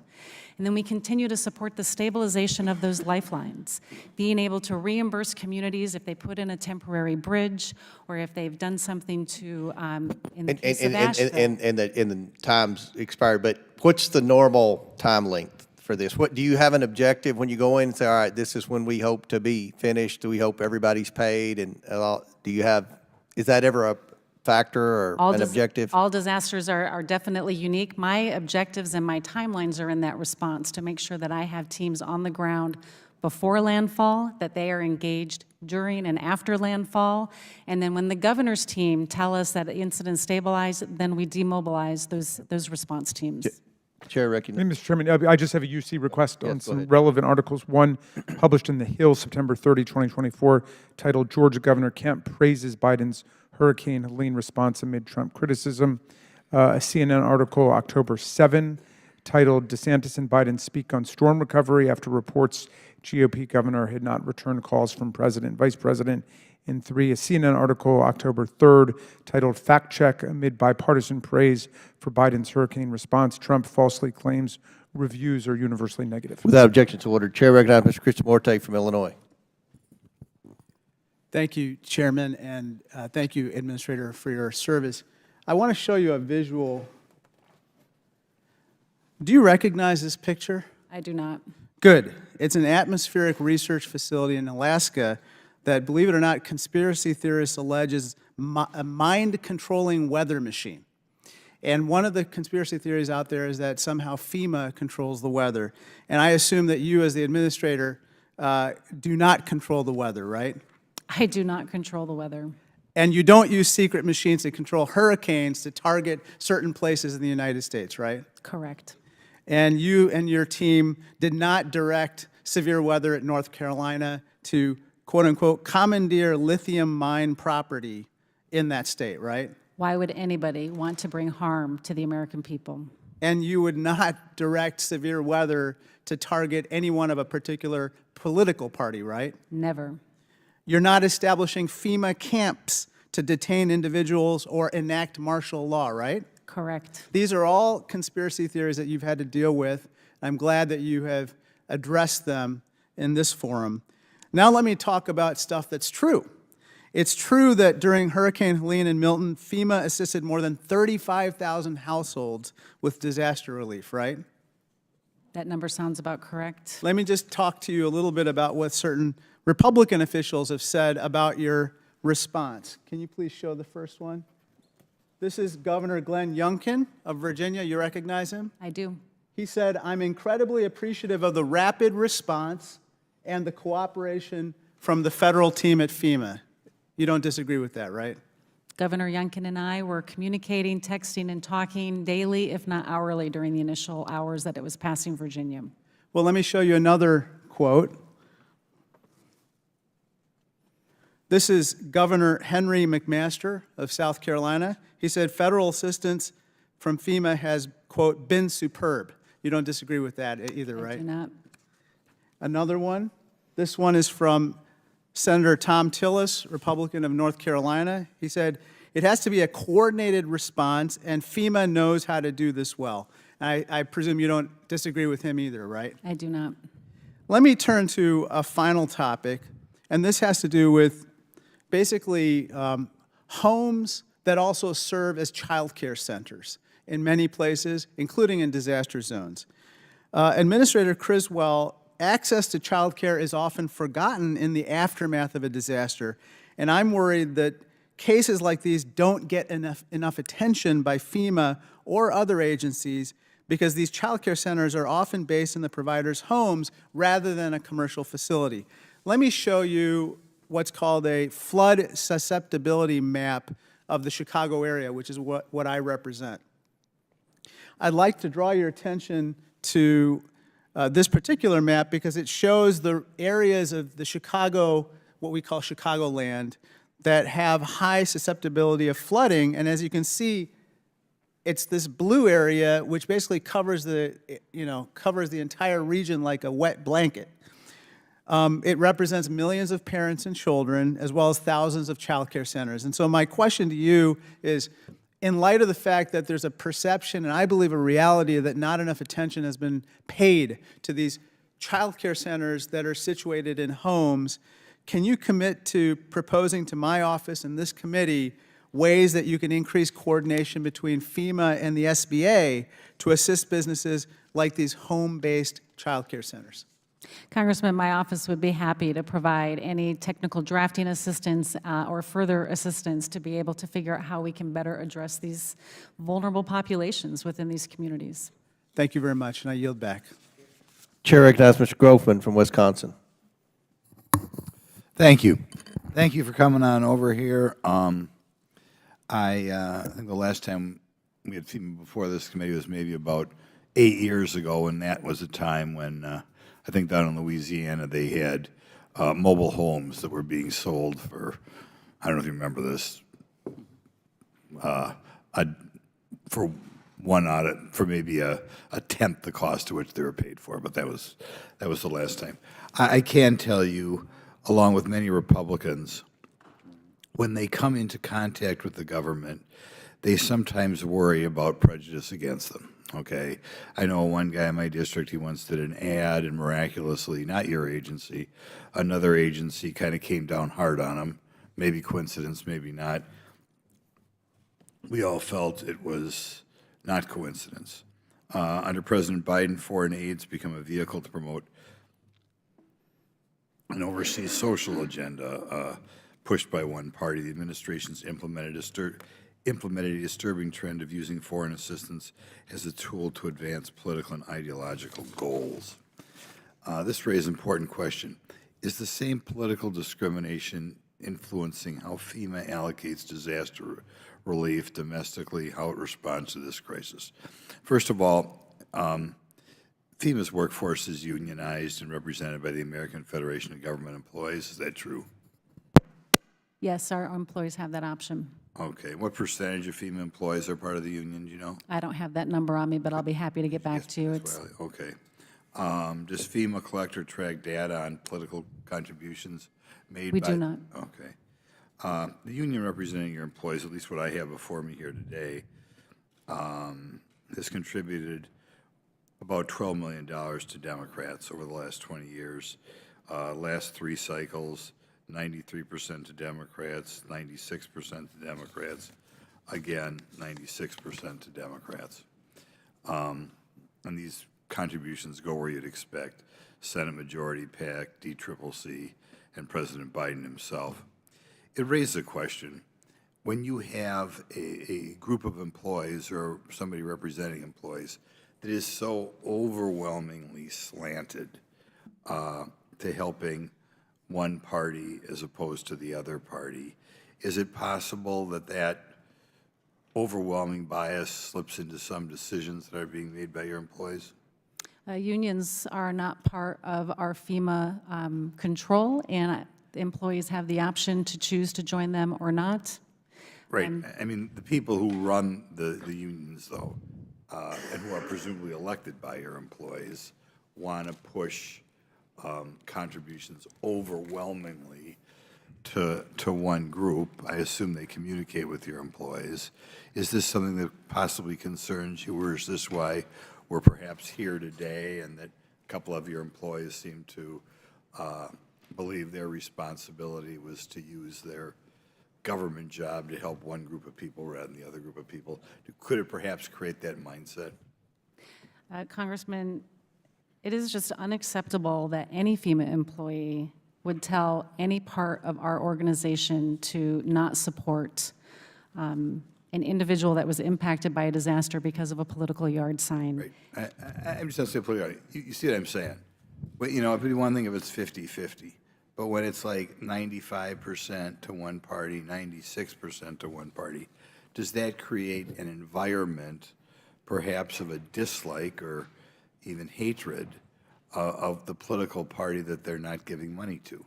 Because, of course, this union, they presumably communicate with their employees, this is who you should be supporting, blah, blah, blah, blah, blah. I sometimes wonder if that atmosphere comes a little bit from these one-sided slanted unions. Again, employees have a choice of whether or not they want to join a union or not. Not all of our employees are part of that union, and regardless, it is unacceptable, regardless if you are in a union or not, to discriminate against a disaster survivor because of a political sign in their yard. That's not who we are. I'm really glad that Chairman Comer is having this committee. Are you aware of anything you're doing to make sure this sort of thing does not happen in the past or in the future, given the overwhelming political slant of the union that represents your employees? So you're talking about anything I've done with the union or this event in Specifically to particular? make sure this is not going to happen again. Yep. Specifically talking to your employees and say, we realize you have a union that apparently really dislikes Republicans. Yep. What are you doing to make sure that that doesn't flop over into how they dole out the government largesse? Yeah, so immediately upon the termination of the employee that made this direction, I sent out an email to the workforce letting them know what is expected of them and that we serve all people. I have been in this job for 3.5 years, and my focus has always been on putting people first, and that's all people. We have also conducted refresher training for all of our staff that are in the field, explaining to them what we expect of them, again, so there's no misinterpretation of how we support people that have been impacted from disasters. And we will continue to work at the IG on the investigation on if there's any other factors related to this particular incident. Thank you. I'm sure this is something that they'll be talking about for the next 15 years. Chair now recognizes Mr. Mfume from Maryland. Thank you, Chairman Comer and Ranking Member Raskin. I want to thank the administrator for being here today. And I want to associate my remarks with those of the Ranking Member, Mr. Raskin, in his opening statement. Madam Administrator, you've got a tough job. And I've tried to sit here and to listen to what you say and how you say it. And my gut tells me that you are a good person with a good heart who wants to do good things for your nation. I think that if there is a disconnect here, it might be the fact that you can't make everybody underneath you good people, even though we'd like for them to be that way, because we take pride in our federal workforce, the fact that it is not a political workforce. Every now and then, there becomes a possibility where something terrible can happen.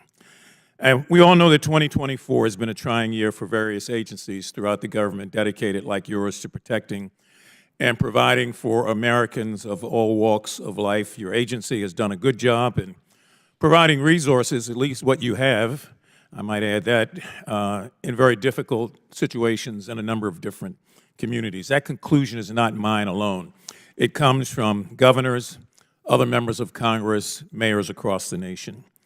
That being said, I would be remiss if I did not, in a deliberately redundant way, go back and address this report of a FEMA employee who were allegedly foregoing visits to homes that had Trump signs displayed. Now, regardless of whether that employee was following a FEMA policy or not, it's a sad day, quite frankly, anytime. We've realized we've reached such a state in our government where people are making decisions based on their own partisan beliefs when they're in a nonpartisan role of providing service and providing it to everybody. And I must say that every disaster is not even a natural disaster.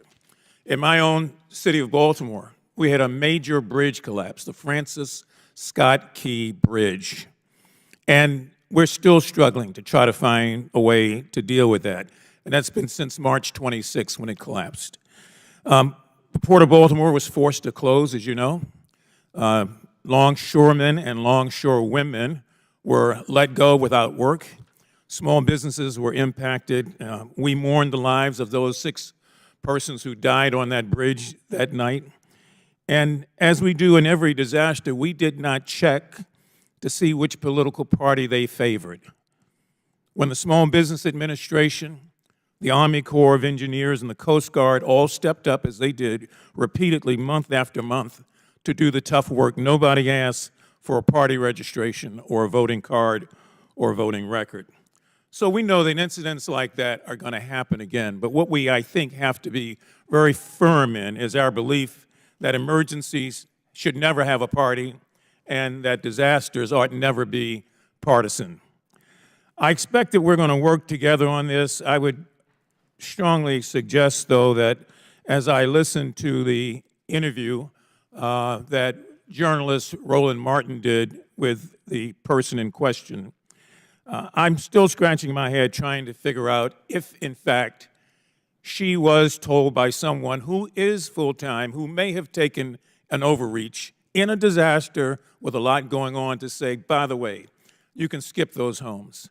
I don't know that she necessarily would have done it on her own. As you know from the interview, she's not a Democrat, she's not a registered Republican, and she did not even vote.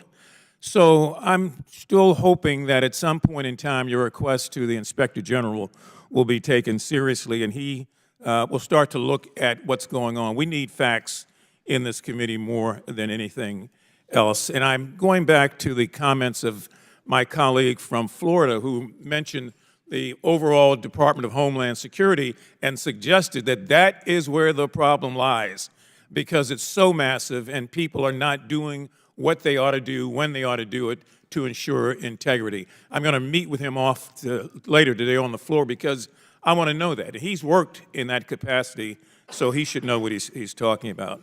So I would just hope that as we move forward here, to the extent that you can provide this committee and all the members of this committee with additional details, that would be helpful.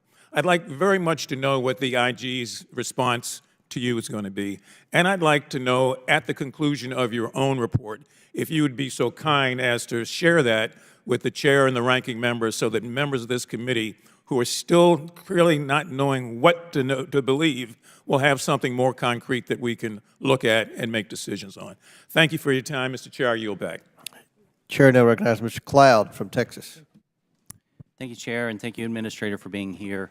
The Chair had asked, how long does it take to recover from these? And I represent a district that was devastated by Harvey. And it was just a few months ago that we were still at a press conference at a ribbon cutting for something, a project that we had worked with FEMA to help bring recovery to. So obviously our hearts and minds go out to all those devastated in these past 2 hurricanes and what those communities and the families are going through right now. I wanted to ask you about, Representative Donalds mentioned that Ms. Washington says that she thinks this isn't an isolated incident.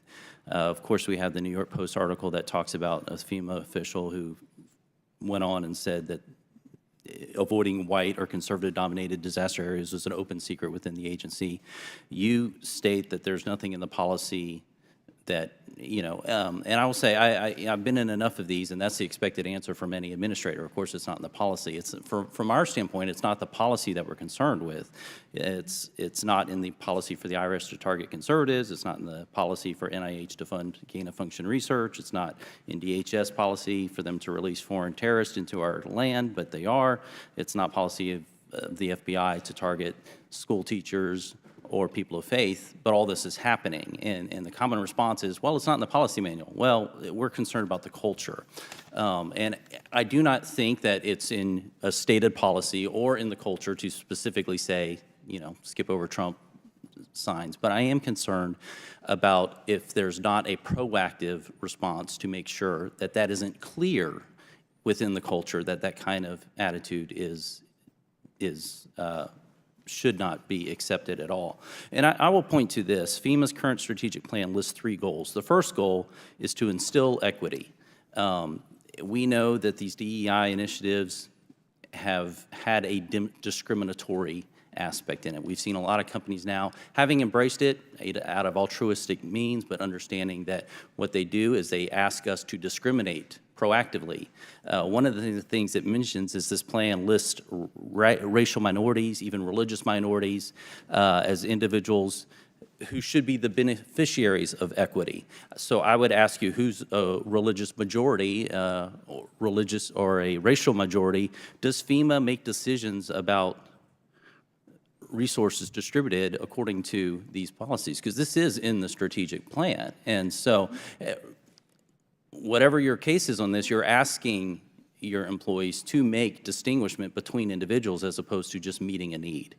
I tell people all the time in our office, we don't care who you are, we don't care what your voting record is, we don't care your background, your whatever. When you walk into our office, as many offices here, or even across the aisle, we're here to help and to help get your case through. I think that should be the very clear standing of FEMA, and I would encourage you to revise your strategic plan and rid it of all the DEI. We'll be addressing this actually in a markup, I think, tomorrow. But if you could do that, I think that would go a far way to making sure we have a proactive culture to where it's very clear so these isolated incidences don't pop up. Because what we didn't see in that text thread was any pushback on that either. And that should have been clear, like, no, we're not about that. That's not what FEMA's about. And I would encourage you to do that. I did want to ask about a couple things because sometimes I've noticed, and I don't think this is the intent, having, you know, had my own experience with FEMA, but sometimes it seems that the process gets in the way of the people. And I will point in our own district, you know, most of our district's rural. Sometimes you'd have a grant for $500,000 for a rural community. They're having to go through the same sort of process that in a large metroplex, somebody with a $20 million project is going through. Very often it was point of contacts were very difficult. I know one place that had 7 site visits. It was a different team every time. They had to start the process over and over again because staff kept changing and these sorts of things. I was talking to someone even yesterday, and I've had a number of conversations with someone who's on the ground in North Carolina trying to help. And they listed a couple instances where you have people come out in the community, they put some resources together. They're trying to respond while FEMA's getting there and other resources, agencies are getting there.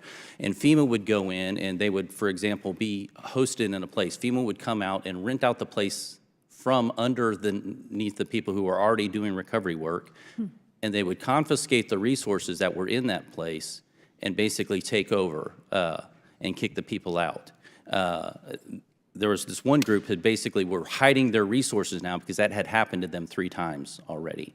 And so I would also caution you, there's other instances too where you have people trying to go and rescue and do recovery of their family, of their friends, of their neighborhoods who they know are trapped on a mountain, for example. And FEMA workers would stop them and prohibit them from going in to rescue them.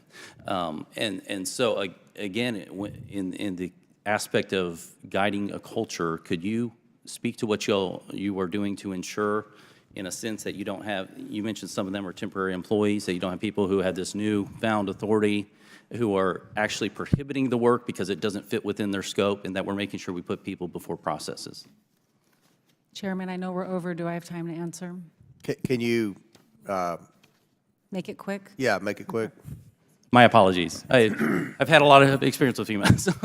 Yeah, Congressman, I mean, first, I just want to address that equity as a foundation of emergency management is part of my strategic plan, because I think it will also address some of your concerns, because I share your concerns. And when I was a local emergency manager, both in Colorado, but as well as in New York City, what I have experienced is the barriers that people have, good working people have, in trying to access the assistance that's available to them. And when I came into this position, my goal was to try to remove those barriers and make sure that everybody had access. That's the foundation of why we put equity in there.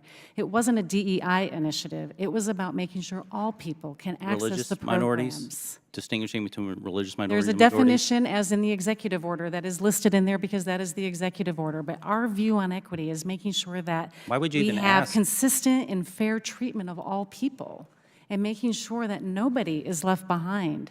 That has been our goal, and we have made transformational changes in our own policies and our regulations to help assist more people. And we've been able to provide more aid in the last 3 years because of these changes, because we focused on making sure that there were no barriers, and we haven't before. Gentleman's time gone way over. Chair now recognizes Ms. Ocasio-Cortez from New York.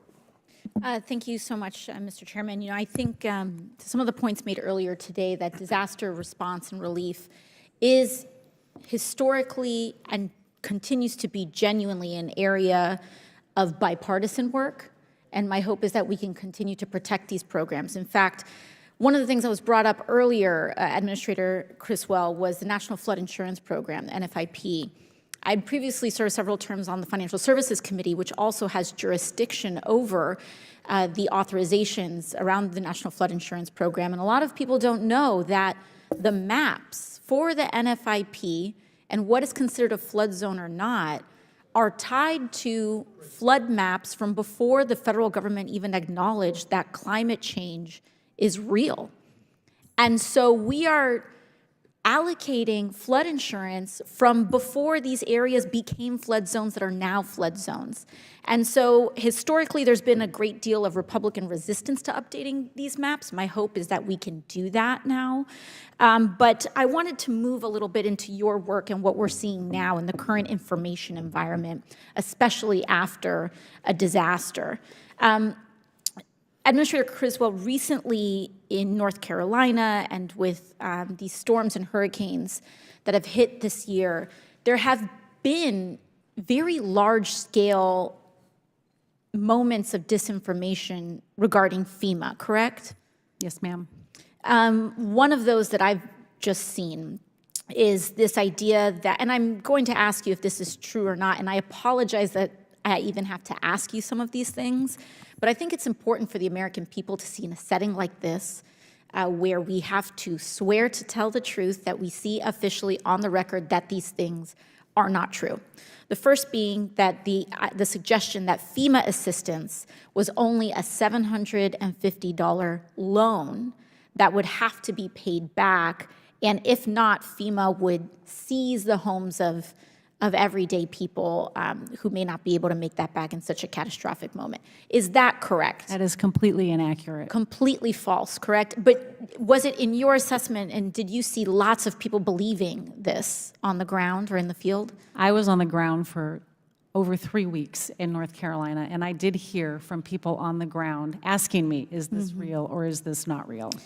Another one that I also saw very widely circulated, that FEMA did not have enough money to provide relief services because that allocation of funds went to either undocumented immigrants, aid to Ukraine, or even aid to the Israeli government.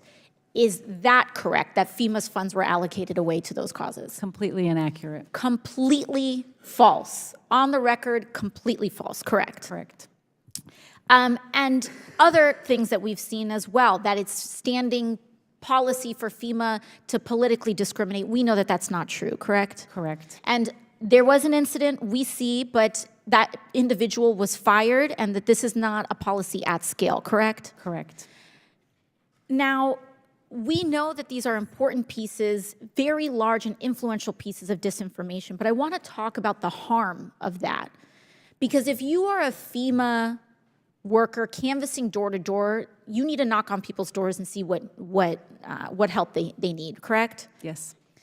Now, I know, as someone who's a target of large amounts of misinformation and disinformation, people will sometimes, and I genuinely want to separate this from a partisan accusation, but it is very important to say that if someone thinks that a FEMA official is coming to their house to take their house away, that's a situation that could be escalatory or potentially become violent over something that's not true, correct? Correct.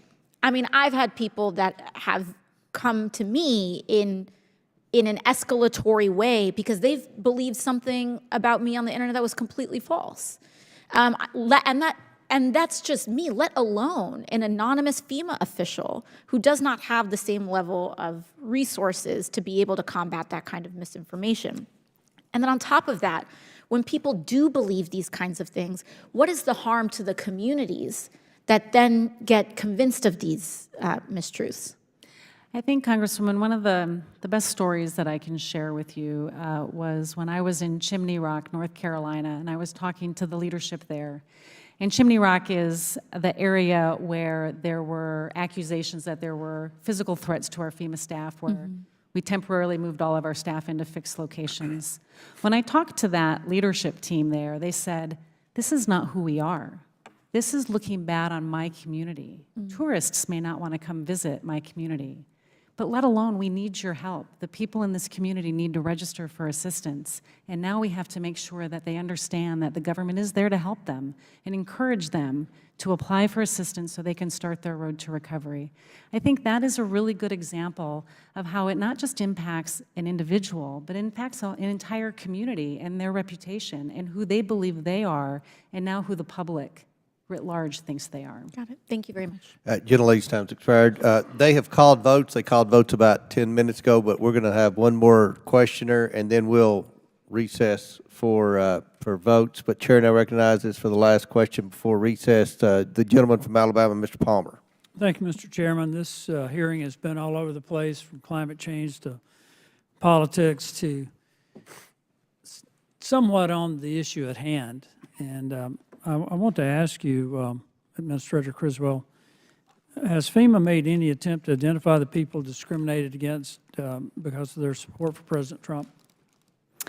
The actions of this individual were unacceptable, and that's not what I asked. we do not have any evidence at this point that shows that this was a larger issue, but there are ongoing investigations. I've only got a few minutes. No, ma'am. I'm asking, there were clearly people who were passed over. Correct. Okay. Have you made any attempt to identify those people? Oh, those people that were passed over? Yes, ma'am. We sent another team in there, and they have made contact with everybody in that community. So what is FEMA prepared to do to meet the needs of those people who were discriminated against? If they registered for assistance or needed assistance, they are now in the system and will get whatever they are eligible for. Okay. And those are people who have applied that notified you that they were passed over, or did you discover them by other means? When we looked at the records from this employee's team and found the homes that were skipped, we sent a team in there to contact all of those homes. I can't tell you if they all applied for assistance. I don't know that they all needed assistance, but we at least gave them the opportunity. Okay, thank you. This is not the first time, though, that FEMA's had an issue with discrimination, because for years FEMA discriminated against houses of worship. it wasn't until a lawsuit was brought by 3 churches in Texas and 2 synagogues in Florida that this stopped.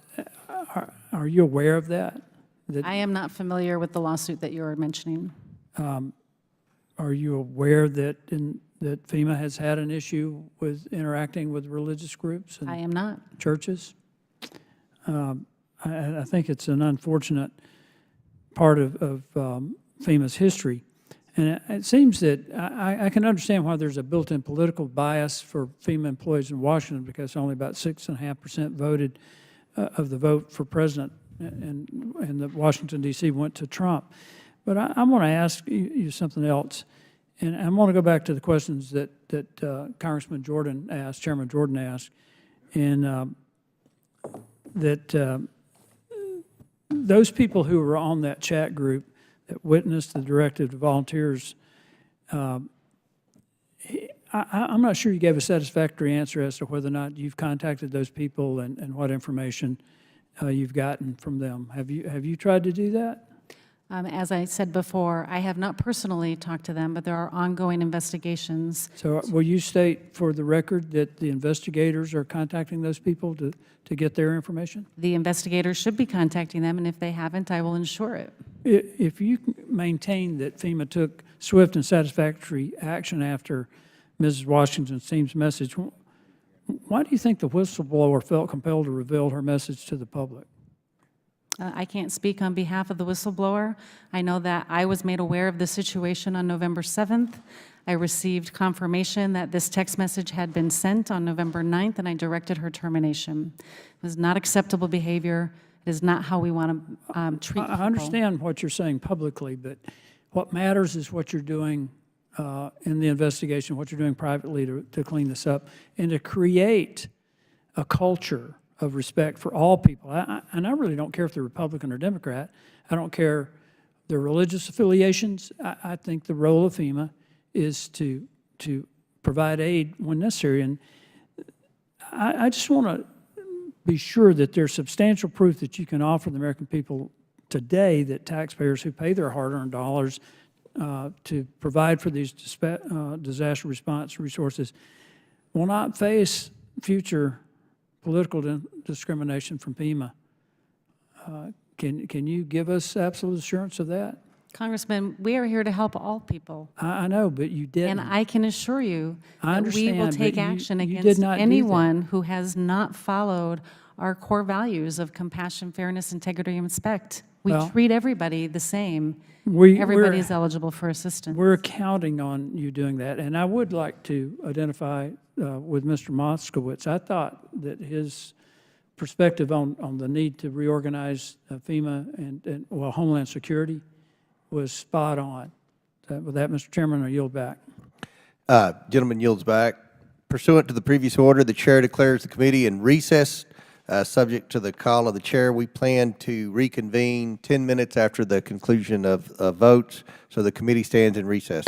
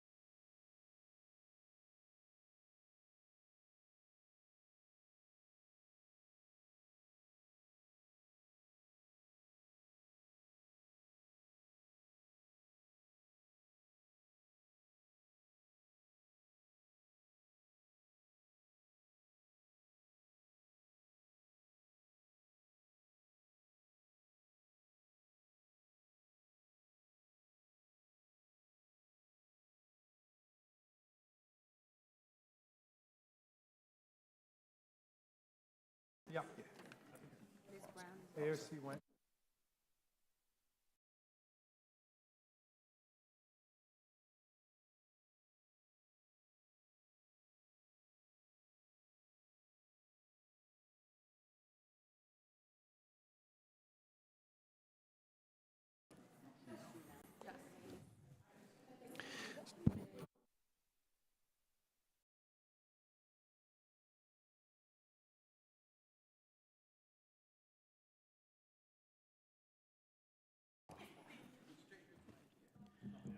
Is it House Administration? Yeah, they control holidays. Okay.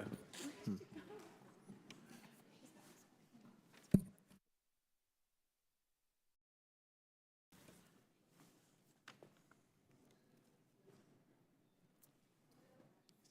we know where the witness is?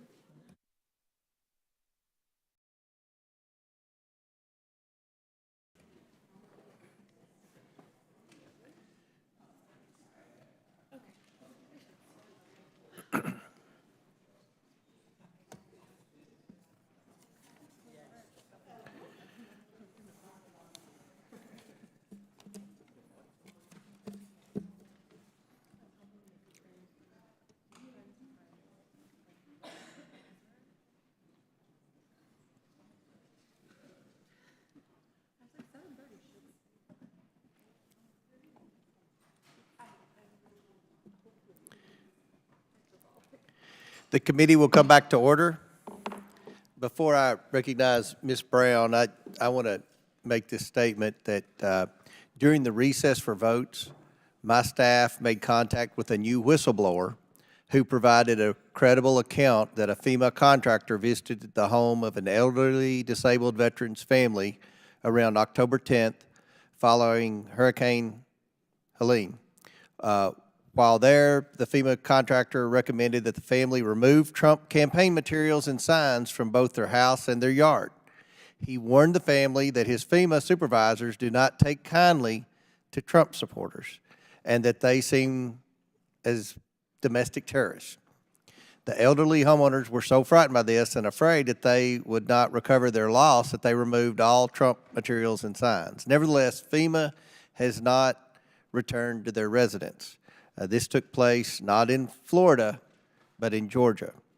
Administrator, we're happy to provide you with more information on this, but we and the American people want to know what FEMA is doing to ensure that political discrimination is not dictating how the American people are receiving aid following a disaster.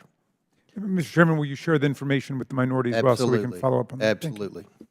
All right, now, Chair recognizes Ms. Brown. Thank you, Mr. Chairman. This hearing has shown us why it is so important for our federal officials to remain unbiased, nonpartisan, and committed to helping every single American under their mandate. The work of the Federal Emergency Management Agency is critical and will become even more important as we continue to experience more severe weather events because of climate change. Just this year in Northeast Ohio, we experienced severe drought, extreme heat, flash floods, and destructive tornadoes, all of which took place in the span of just 1 month. I am very thankful that no deaths occurred as a result, but the destruction from these storms and climate events continue to be felt in my district and every district across the country. We are grateful for the assistance that FEMA provided, helping to assess the damage and get Northeast Ohio back on its feet. As my colleagues have said, storms and other disaster events have no political party, and they do not discriminate. They don't care if you live in a blue state, a red state, or a purple state. That is why FEMA and all of our federal agencies must remain fiercely nonpartisan. So, Administrator Criswell, can you speak to how FEMA accomplishes its mission and goals in a nonpartisan way, and why doing so is so important?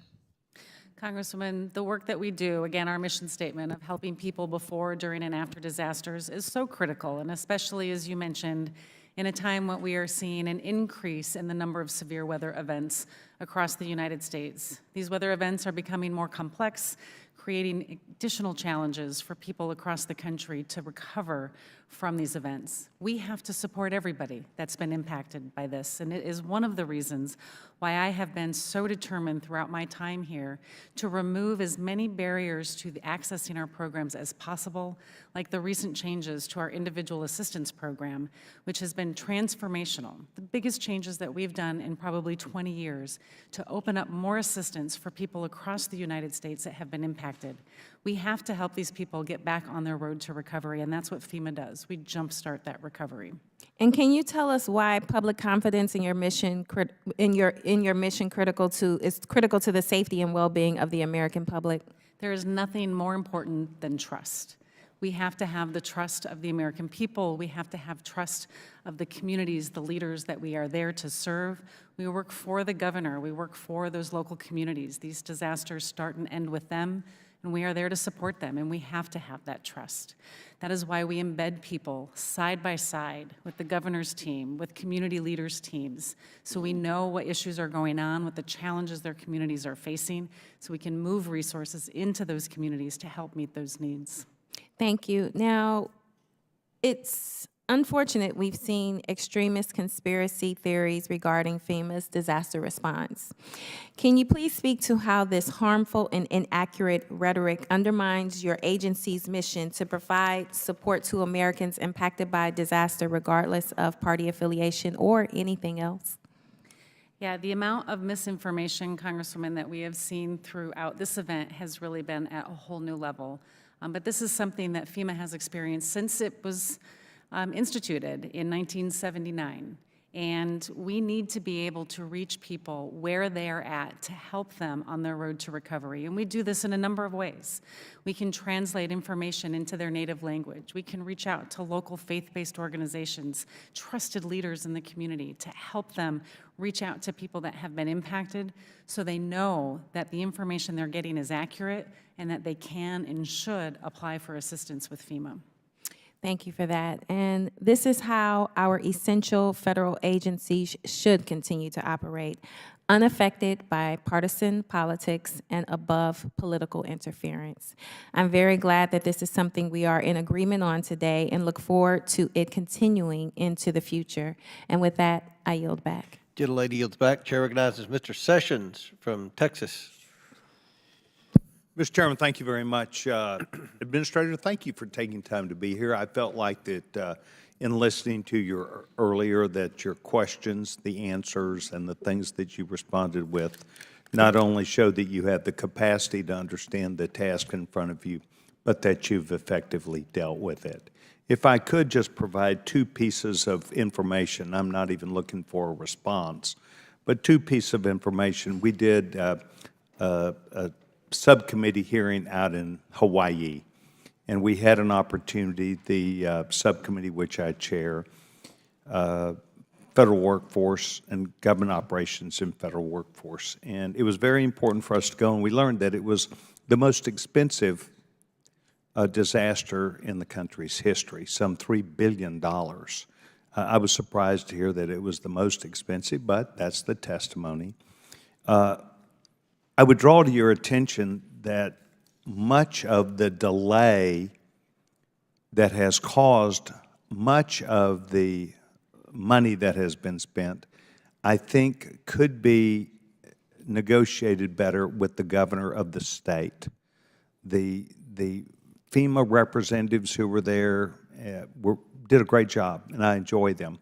But they felt like that the delays in their ability to make progress, to get people back onto their own home site, back in their own homes, has been delayed because the governor will not issue the necessary paperwork for them to move forward. And so they have moved them off a little bit, maybe a mile to the west, and they're building a huge new subdivision of mobile homes, essentially, that are going to cost $1 million each. And I think that many of those could have been placed maybe 4 or 5 months earlier with the assistance of the governor. I would encourage you to please engage the governor. Secondly, in 2010, there was a blast that happened at West Texas, a great big explosion, and part of that explosion destroyed many of the schools. I think the elementary school, the junior high, and the high school.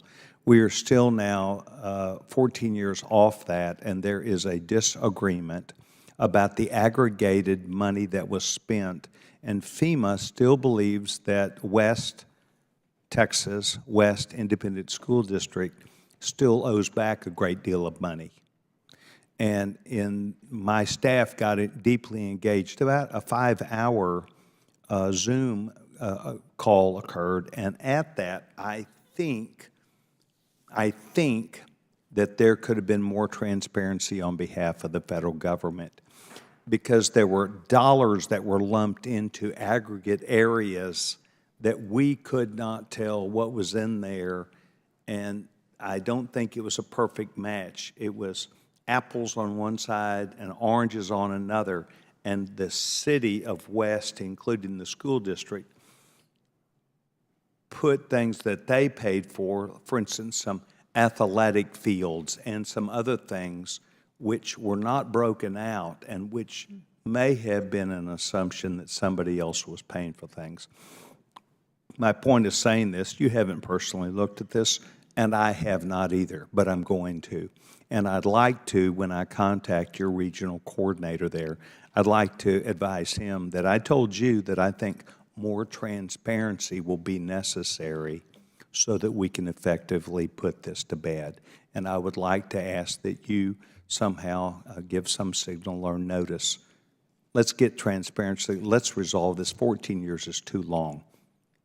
We do appreciate FEMA. We do appreciate the work they've done, and I'm proud of your work as the administrator. Mr. Chairman, I yield back my time.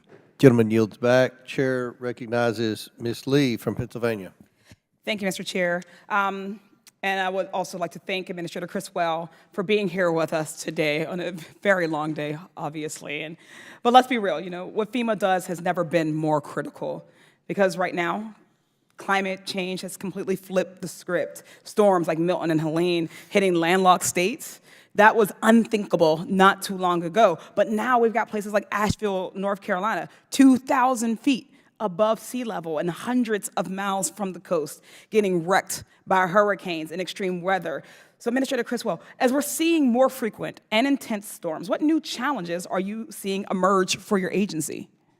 As you mentioned, Congresswoman, we are seeing events like we have not seen before. I mean, I can think back to a year ago with the wildfires in Maui that were happening at the same time that we had a hurricane in the Pacific heading towards the desert lands of California.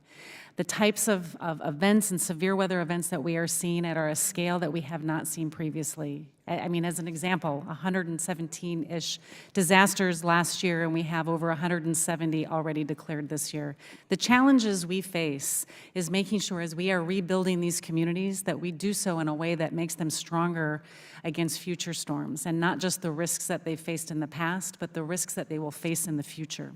Certainly. So as climate change worsens, then would you say that your agency is going to need more resources or fewer resources? I think we will definitely need more resources to be able to keep up with the pacing demand of the events that we've been responding to. Certainly. It doesn't take a genius to figure that one out. More disasters in more areas mean more help will be needed. The climate crisis is here. Pretending that it doesn't exist or that it won't get worse only harms the people that we have been sent to this body to represent. For the sake of not only my constituents, but people all over the country who may face natural disasters they've never even thought to prepare for, I hope that we can all come together to give the American people the help that they deserve. That means making sure that FEMA is fully funded and that they are serving all survivors of natural disasters. So let's be honest about what's happening here today. My Republican colleagues want to cherry pick this incident and sensationalize it.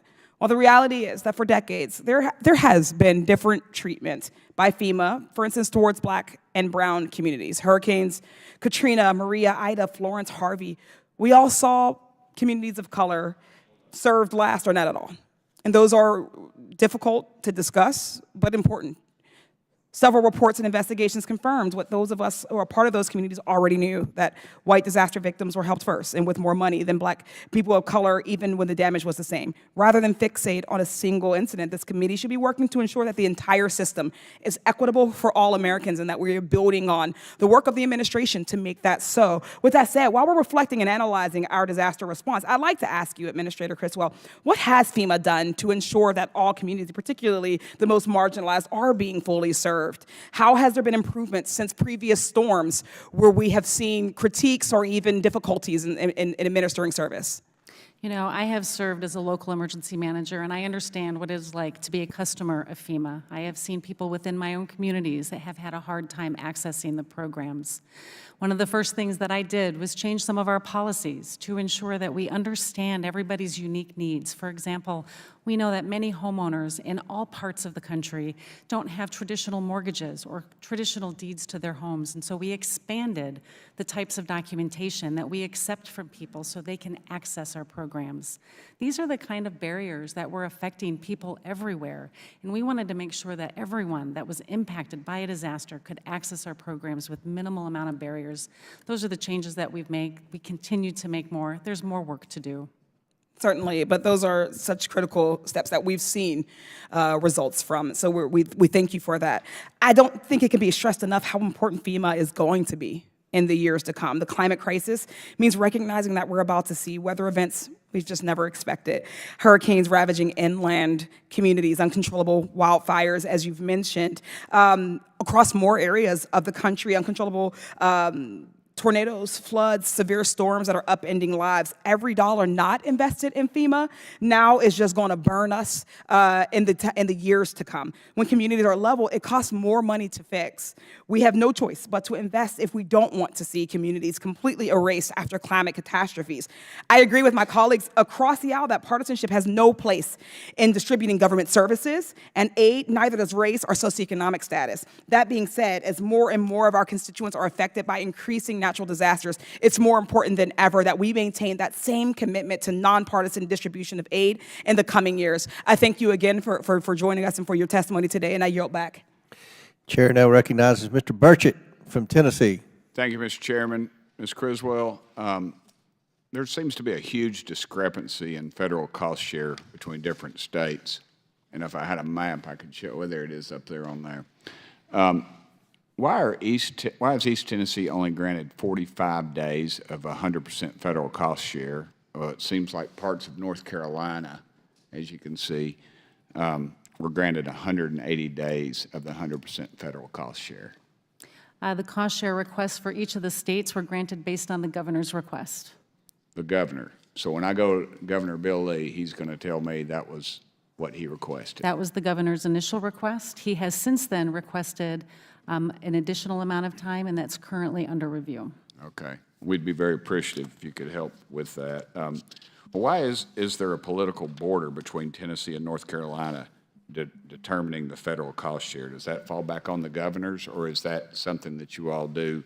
I mean, it just seems like if you got a loss, you know, why should it stop at the border if obviously the devastation was in North Carolina and then the water came down through there and just wiped out parts of Tennessee as well?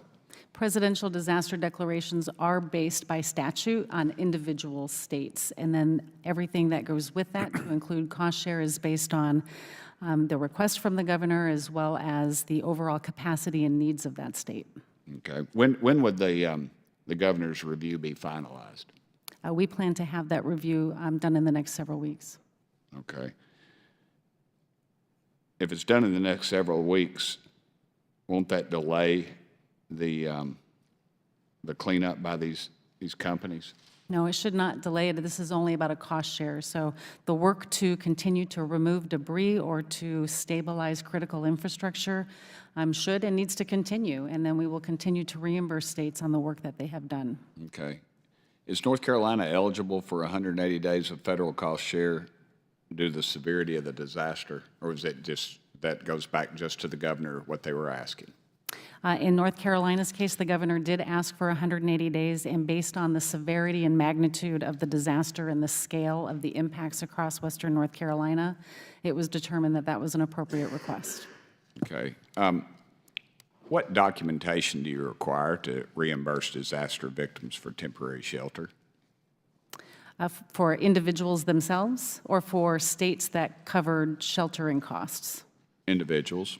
So if an individual has experienced costs related to evacuating their area either pre-landfall or during a disaster, they are eligible for a number of different programs. They can get rental assistance, and that can be determined just by applying for FEMA additional assistance. But if they need continuing rental assistance, they will have to show receipts that they are continuing to pay for rent.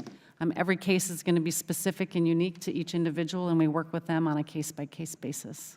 The lady who been alluded to many times, I believe her name, the FEMA employee name was Marnie Washington, if I'm correct, who gave the order to discriminate against Trump supporters.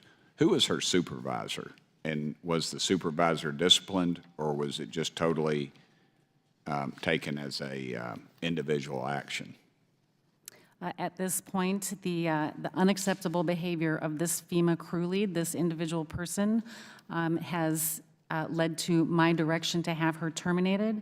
We are conducting ongoing investigations, and we will continue to provide any necessary disciplinary action as necessary. We have also engaged the Inspector General to assist us and provide their own independent investigation. Was this person's supervisor investigated as well? This is an ongoing investigation, and everybody that has been involved in that incident will be part of that investigation. When do you expect that to be finalized? Is there any way to tell? I think it's too early to tell an exact time frame, especially since we want to bring in the Inspector General to conduct their own investigation. Okay. What documents do illegal migrants need for shelter? I'm not an immigration agency. I would have to defer you to DHS. So they don't come to you all and say, when they apply for FEMA, they don't do that? Only legal citizens can get additional assistance from FEMA. There are a number of ways that they can do that, and it's all described in statute. Okay. Secretary Mayorkas uses authority under Title V of the 2024 Appropriations Bill to shift funds from the migrant program to disaster relief programs. How do you plan to restore the faith in FEMA after that occurred?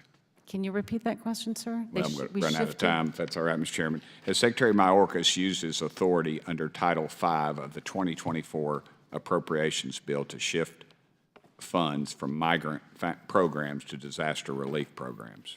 I'm not aware of any funding being shifted from migrant programs into disaster relief programs. Or disaster relief is a separate appropriation from Congress. Okay, for disaster relief to migrant, either way? There has been no money shifted from the disaster relief fund under this administration to support migrant programs. Okay, I've run out of time. Thank you, Mr. Chairman. Chair recognizes Ms. Crockett. Thank you so much, Mr. Chairman, and thank you so much, Administrator, for being here. A couple of things that I want to try to run through as quickly as possible. Are you familiar with NOAA? NOAA, the National Oceanic Atmospheric Administration? Yes. Yes.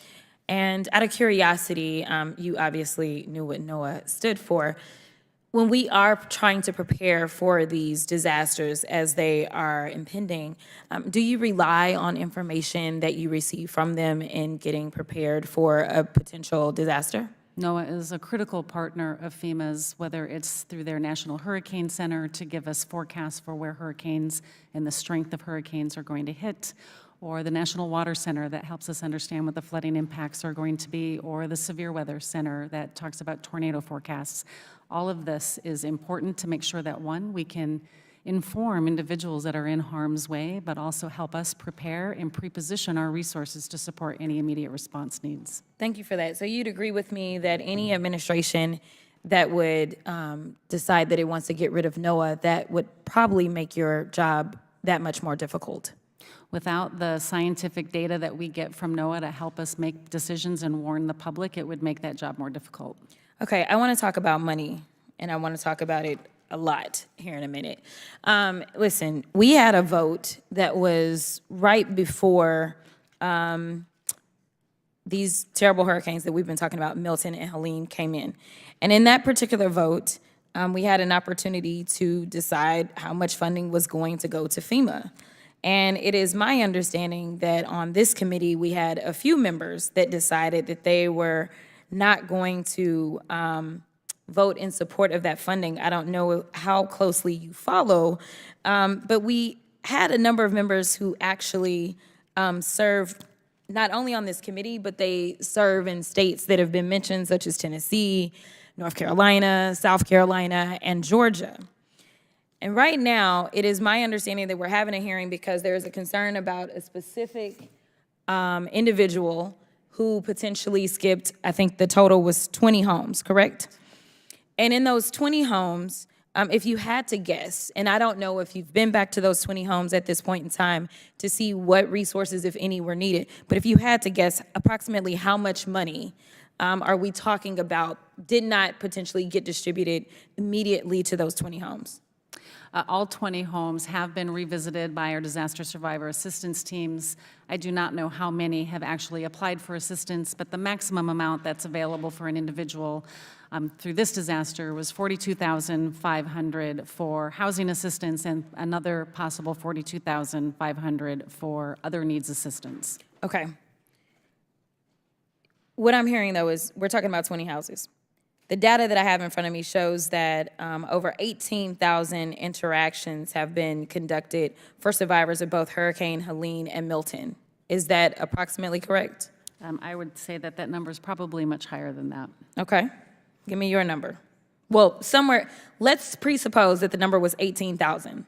If we talked about 20 out of 18,000, that would mean that we are currently using resources to have a hearing about 0.1% of interactions. So this is not something that we would consider to be widespread when we start talking about percentages that are as low as 0.1%.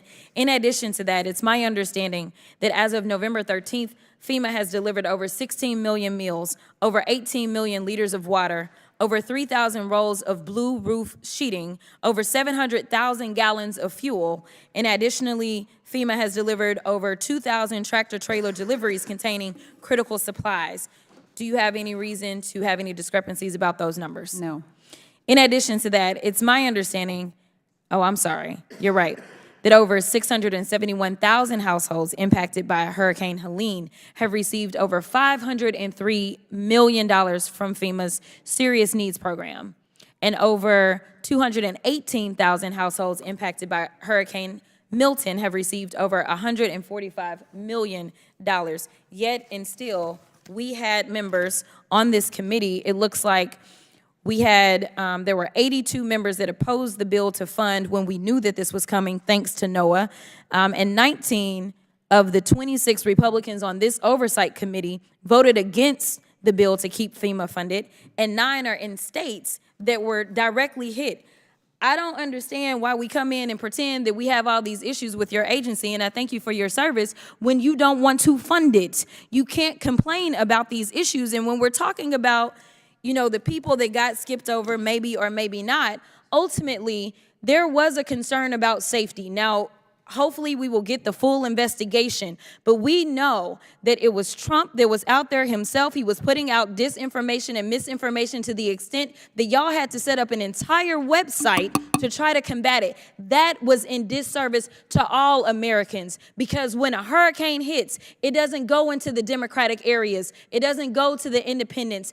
It doesn't go to the Republicans. It goes to American citizens. It is time for us to decide that we are going to work together and make sure that we can take care of people regardless of the decisions that they decide to make on who they want to put into the White House. And I thank you for your service, and I yield. Chair now recognizes Mr. Fallon from Texas. Thank you, Mr. Chairman. You know, listen, when a natural disaster hits, it's devastating for those who are affected. Their lives, their health, their well-being, their livelihoods, they're all at risk. And it tosses their lives upside down. And in short, in the aftermath of these acts of God, we're going to find Americans at their most vulnerable. And they're desperate and they need help. And FEMA is the one federal agency whose primary mission is to provide them that help. And the American taxpayers, as we all know, fund it. And it doesn't matter if you're a Democrat, it doesn't matter if you're a Republican, you're an American and you pay taxes to ensure that you can be helped if, God forbid, that act of God occurs. And we don't help them by arbitrarily deciding if they support one particular candidate over another, that's not only immoral and wrong, it's criminal. It shatters the Hatch Act. And then we have a FEMA employee, unfortunately, I believe it's Marnie Washington, who was purposely and deliberately withholding aid to Trump supporters. She was going to avoid those homes that had Trump signs. Director, fair to say that you were horrified when you learned of that? It is completely unacceptable, and it was heartbreaking to hear that anybody that was impacted by this disaster potentially did not get the assistance they needed. So would you say that it was an isolated incident? At this time, I have seen no other evidence that goes beyond Ms. Washington, but this is under continuing investigation. So it wasn't systemic. You don't feel it was systemic? I understand the reports that this employee is making. However, the evidence that has been presented to me does not show that this is a widespread problem, but I want to be certain that Right. this is not So a widespread Ms. Washington disagreed, of course, and she said that she'd been scapegoated and that the FEMA, the agency, prioritizes avoidance and de-escalation in situations where some employees may feel unsafe, like, according to her, urban areas where there might be unleashed dogs. And, I mean, the thing that gets me about that is, Director, you don't think that a Trump sign poses a danger akin to a runaway dog, right? Of course not. I mean, that's ridiculous. And Trump supporters certainly shouldn't be compared to or treated like unleashed dogs, nor should anybody, even somebody that supported Ms. Harris for president. And so to determine whether or not this is systemic and this is imbued into the fabric of the agency or not, would you agree that an independent investigation should be called for? Absolutely. And I think it was Representative Perry, and you had a discussion about that today. Was that right? I don't know if it was today, but It was this morning. This morning, yes, yeah. And I have already reached out to the IG. We had been working with them, but I have directly asked them to perform an independent investigation. I think that's great. The thing is, like on a timeline basis, you had October 9th, Milton reaches landfall, and then the 24th, there was a whistleblower complaint. 28th, your legal staff found out about it, and we know for sure on the 7th that the higher-ups, did you find out about this earlier, or was it on the 7th? I was in North Carolina on November 7th when it was brought to my attention that we had this potential issue. I asked my team to look into it and get me additional information. They presented me the written text of this employee, and then I directed the termination. Okay. So did they present you the written text on the 7th? On the 9th. On the 9th, and that's when you fired her on the 9th? Correct. Okay. After I saw written evidence. There was a Daily Wire article that happened to just hit on the 8th, and that was like national news. And then she was fired the very next day. I was just concerned about the fact that your legal staff knew on the 28th, and this woman was not only continually being employed by FEMA, but also as a supervisor as well. And then, so you do agree that we should have an IG investigation, and I think that I also do, but that wasn't until today. Why the delay? There was no delay. We have been working with the IG since this was brought to the Office of Professional Responsibility. They have been determining whether or not they were going to take this case, and I just directly asked them today. So you didn't directly ask them. You could have directly asked them earlier, though, fair to say? Fair to say. Okay, But we had but there been was a working with delay them, of and a couple of we brought weeks. them into this. Okay. So, you know, Very beginning. it's interesting being on this committee, Mr. Chairman, for 4 years. It seems no matter what we talk about, all roads lead back to Donald Trump. And for our friends across the aisle, he's the boogeyman Trump. We can be talking about 40-year high inflation, it's somehow Trump's fault. 20-year high interest rates, Trump. We're talking about a FEMA employee denying services to supporters of Donald Trump, and that's somehow all they want to talk about is Donald Trump. Edited, cherry-picked, out-of-context information. I think that's called misinformation, if I'm not mistaken. And it's unfortunate because here's the facts, that President Donald Trump was president for 4 years, and he approved 89 disasters in states that opposed him, including 17 in California, more than any state. More than 80% of the disaster requests that President Trump denied came from governors of states he won in 2016. And I'm going to have a quote here from an expert. There's really no difference that I've seen, said Chad Bergenis, the executive director of the Association of State Floodplain Managers. That is truth in context. Mr. Chairman, I yield back. Gentleman yields back. Chair recognizes Ms. Tlaib from Michigan. Thank you so much, Chairman. Administrator, thank you so much for being here. I know it's been a long day, but this is really important in regards to something that is happening in my community. I know you probably know I'm from Michigan, and we've been hit hard the last 4 years as a result of storms and flooding. We had 2 declarations in the last 4 years for flooding. Many of my residents, still currently struggle with ongoing emotional toll, as well as the cost of flood damage, which they have yet to be able to recover to this day. In my district, though, residents live in housing that are often do not have separate rooms, or what you call occupant rooms, in the basement, and which triggers this exclusion that FEMA has right now of getting help when there's not somebody like sleeping in the basement. This was very much a surprise to me because many of my seasoned residents who had flooding couldn't get access to be able to do the cleanup, which led to such terrible damage of their basement that, and I would love to submit for the record, Chairman, article from Bridge Detroit, devastating floods leave Detroiters with toxic mold. Without objection to order. And in this article, it talks about the fact that many of our homes, they would get all this coverage for all these other things except the basement, where the flooding, the majority of the flooding left. I have one resident, 90-year-old woman in Northwest Detroit. If you walk into her home these days, especially at this time of the year, you'll feel cool air right coming from her kitchen to the living room. She'll tell you that 6 months has passed since the last FEMA declared flood, and your heart sinks because she has no, literally resulting from the damage of the basement,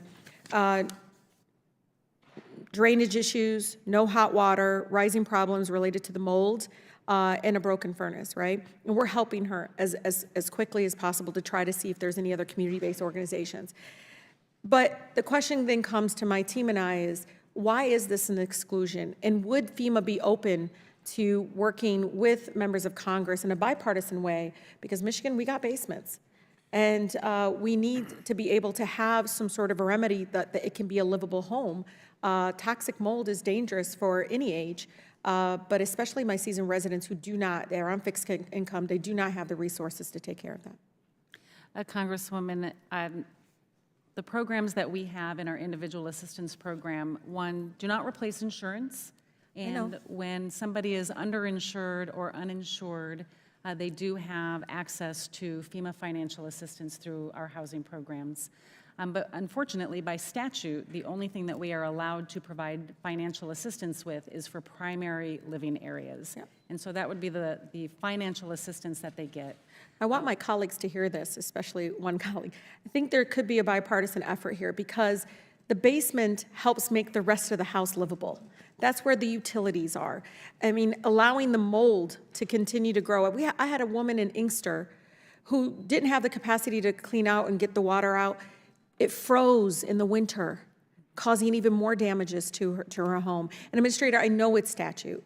I just wanted my colleagues to understand it. Also, Mr. Chair, for the record, to submit after the flood article, again, continue to talk about the growing issue of flood and storms that are coming in throughout, I think, Michigan, again, impacted by the lack of, again, FEMA being able to cover or just be able to provide some sort of assistance for basements. And Congresswoman, we would be happy to partner with you and provide technical drafting assistance. But right now, as you mentioned and as I mentioned, we are limited by statute on what we can provide financial assistance for. But we also work with our partners then. That's where the SBA comes in. SBA is so hard. You want to tell one of my seasoned residents to get a loan from the Small Business Administration, they'll roll your eyes, probably never talk to me again. I can't do that to them. Even when I tell them they'll work with you, thinking about even a lien on their home, they just don't want to go through that process. The other thing, Administrator, I think is really important, I want to know, and please get back to me, in those 2 declarations in Michigan, what was the rate of denial? Because I had to go through so many appeals with our families to get them the help that they needed from FEMA. And I thought to myself, we're just denying folks. And then later, months later, but it takes so much effort to, again, get somebody to respond, help the family get the submission to appeal, and they actually get approved. But the initial denial, I just feel like we could be preventing that initial denial because it's devastating for a family. Some do not even know to call their member of Congress for help. We would be happy to get you that information, and I'll just add that, it frustrates me equally as much that the way our current system, the platform works, sends these letters out so quickly, when all we need to do often is get one additional piece of information. It's something that It's we like a have receipt or something. prioritized Yeah, just tell the in trying to residents. work on it. We got to work on that, because denying them, they walk away and they don't even try again. I understand. And I go to my town halls, I go to different places, and they'll say, well, FEMA denied me. And I said, did you try appealing? What do you mean? How do I do that? Again, I think we need a better process, because our families we shouldn't be, look, we're a public government entity. We shouldn't act like the for-profit insurance companies. We should be better at this. We should move with much, much more compassion. Thank you. Chair now recognizes Mr. Timmons from South Carolina. Thank you, Mr. Chairman. I want to thank Administrator Criswell for being here. You've been here a long time today. It's about 6 o'clock. This is what, your 7th, 8th hour. We appreciate you being here to answer these questions. I don't think any of us believe that you are responsible for the conduct of some of the employees and or leadership. Who knows? We're going to get to the bottom of that, but I just appreciate you being here today. You've gotten a lot of the same questions all day, and I'm going to talk about something a little bit different. I'm going to talk about the media and how it responded to this incident. So on September 30th, President Trump posts on X about reports of FEMA not helping Republican areas, stating, quote, "I don't like the reports that I'm getting about the federal government going out of their way to not help people in Republican areas." And, you know, President Trump posts this on social media, and the mainstream media, quite frankly, lost their mind. So let's just go over some of the responses. October 1st, here we have MSNBC. What kind of would-be leader lies about a deadly natural disaster? When it comes to Donald Trump and Hurricane Helene, it's not a rhetorical question. Then we have New York Times. The former president falsely accused the Biden administration of neglecting areas that had voted for Republicans. Then we go to CNN. Trump cites baseless reports about anti-Republican bias in the North Carolina response. And then finally, Vox on October 8th. Trump falsely suggested that the federal government is purposely neglecting areas with Republican voters, but none of these claims are true. So it seems that at least one of them was true, and possibly more. You know, Miss Washington was fired allegedly for not providing relief to hurricane victims because of their political affiliation. I mean, we've documented that. I guess one question for you is, what exactly was she fired for? So, I mean, I guess the report is that she was terminated due to her actions not adhering to FEMA's values. Is that correct? She was terminated once I saw the written evidence that she was withholding assistance to people in communities impacted by disasters because they had a Trump sign. This goes against our core values and is inappropriate behavior. Okay, I just want to be sure we understand, because it sounds like a catch-all, the language of a not adhering to FEMA's values. It's kind of similar to conduct unbecoming an officer in the UCMJ. But I guess my bigger issue is that FEMA did not cite a specific policy that she violated. So is there a specific policy that FEMA that forbids discrimination of any kind, or is this just a catch-all?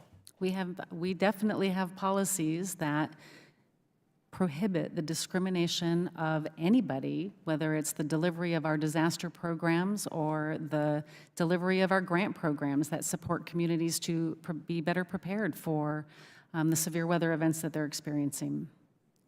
And as you should, and I appreciate that. And obviously, Ms. Washington has made a number of claims alleging that this is systemic and that this is something that is not an isolated incident. We just had another whistleblower allege that there's additional information. So I guess you've already agreed to keep all records of every kind to make sure that this committee and that the American public is able to get to the bottom of whether this was Miss Washington living out her own political fantasy or whether there was a systemic leadership-driven effort to deny relief to people that support President Trump. So you can, again, you've already done it 3 or 4 times, probably 30 or 40 times, you can promise that you're going to keep all information, all data, all emails, all Teams messages for this committee and for the American public to get to the bottom of this? We archive all information, and as we have brought in the Inspector General and have been conducting our own investigation, all of that is available to them in the course of their investigation. Well, thank you. It seems that we're going to find a number of other people that have engaged in similar behavior, and I can promise we will get to the bottom of all of it after January 20th. So, I mean, you know, anybody that has engaged in this behavior at FEMA, I would encourage them to get their resume ready and find new jobs, because a new day is coming. And with that, Mr. Chairman, I yield back. Gentleman yields back. Chair recognizes Ms. Stansberry from New Mexico. Thank you, Mr. Chairman. Thank you, Administrator. I know it's been a very long day, and actually I'm grateful for the commentary that was made just before I began this opportunity to ask some questions and talk about today's hearing, because I think it's important to emphasize the statements that were just made, that a new day is coming on January 20th. And for any of you who are listening at home, what they're referring to is the inauguration day, when the Trump administration comes in and begins their purge of civil servants. And the reason why I'm emphasizing that is because, yes, we're here to discuss a very serious matter. And absolutely, under no condition should politics be the reason why someone is denied basic dignity, access to emergency resources, and comity by our colleagues, whether that's emergency aid in their homes or access to the bathroom here in the Capitol. And so I think it's important that we talk about what is actually motivating this hearing. Now, I want to take a moment. I'm a former federal employee. I used to work at OMB. Many people know that here on the committee. But I think a lot of people don't fully understand what FEMA does, its emergency response. And I want to say thank you to you and all of your team. During this summer's historic and catastrophic fires in my district, in Ruidoso and Mescalero Apache, you came to our district, your staff were on the ground immediately, and you deployed every possible resource. And I can tell you unequivocally that it was the best response I have ever seen to a natural disaster in my lifetime. And I can tell my colleagues across the aisle, that area is very much an area that votes Republican. And those of us in New Mexico, we don't care. We don't care what your political affiliation is. We're going to show up. If you're in need, if you need help, if you're having an emergency, we're going to show up. We're going to help. And so obviously all of us are deeply disturbed to learn of this incident. It sounds like the person was disciplined and dismissed, and so we're grateful for that. But I find it odd that we're having a hearing where my colleagues have spent how many hours now? 6, 8, I don't even know at this point, gaslighting us. You know, like, here we are, we're having this hearing about an incident which is totally unacceptable, and yet the gentleman who's about to take office, the president-elect, deliberately and outspokenly withheld aid from his political rivals, from the state of California, from Puerto Rico, from communities that he knew did not vote for him. And so I just find it bizarre that we're even having this hearing. And one of the things that I do think is important to emphasize is that this single most impactful thing that happened during those 2 hurricanes that happened in the October timeframe was the disinformation that dissuaded people in emergency situations from going and getting individual aid in their homes. I don't know how many people felt like they didn't get direct service from FEMA or other emergency responders, but what we do know, because the data tells us, is that there was a disinformation campaign by the candidate who was running for president, members of this committee who were spreading disinformation. And we know that thousands of people in North Carolina and across the South and Florida didn't even go and ask for assistance, even though they qualified for emergency assistance for housing, for hotels, for food, and things like that. So if we want to talk about threats to emergency response, emergency management to our communities, let's talk about one of the biggest threats, which is disinformation and eating away at the emergency services that help our communities. And I want to just close on this note, because I believe that the purpose of this committee is actually the real pretext of what's going on here is that we know, as was just stated by my friend across the aisle, that on January 20th, a new day is coming. And one of the things that we know is that a conservative agenda was put forward by the Heritage Foundation and others in Project 2025, and it called for the privatization, shrinking, and the doing away with certain parts of FEMA and emergency insurance. They are trying to distract from the fact that they know that is what's coming, that is part of the plan.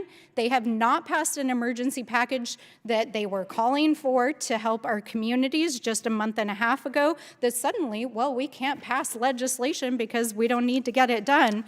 So I think it's really important that the American people understand what this is. We are going to have to fight to protect our federal employees against what we know is going to be an active purge. And I want to say to all of you and to all of our first responders out there, thank you for the jobs that you do. Thank you for the lives that you save.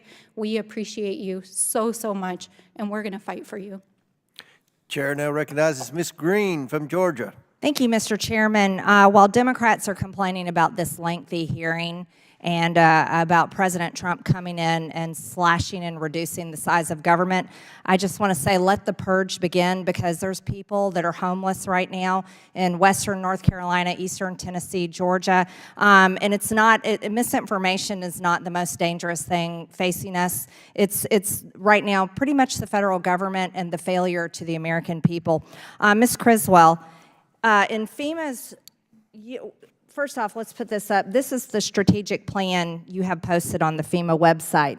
The goal and objectives laid out in the 2022-2026 strategic plan will help ensure success for our agency, the emergency management community, and those we serve. The plan outlines 3 bold, ambitious goals to meet this challenge. You have listed as number 1, instill equity as a foundation of emergency management. 2, lead whole of community in climate resilience. 3, promote and sustain a ready FEMA and prepared nation.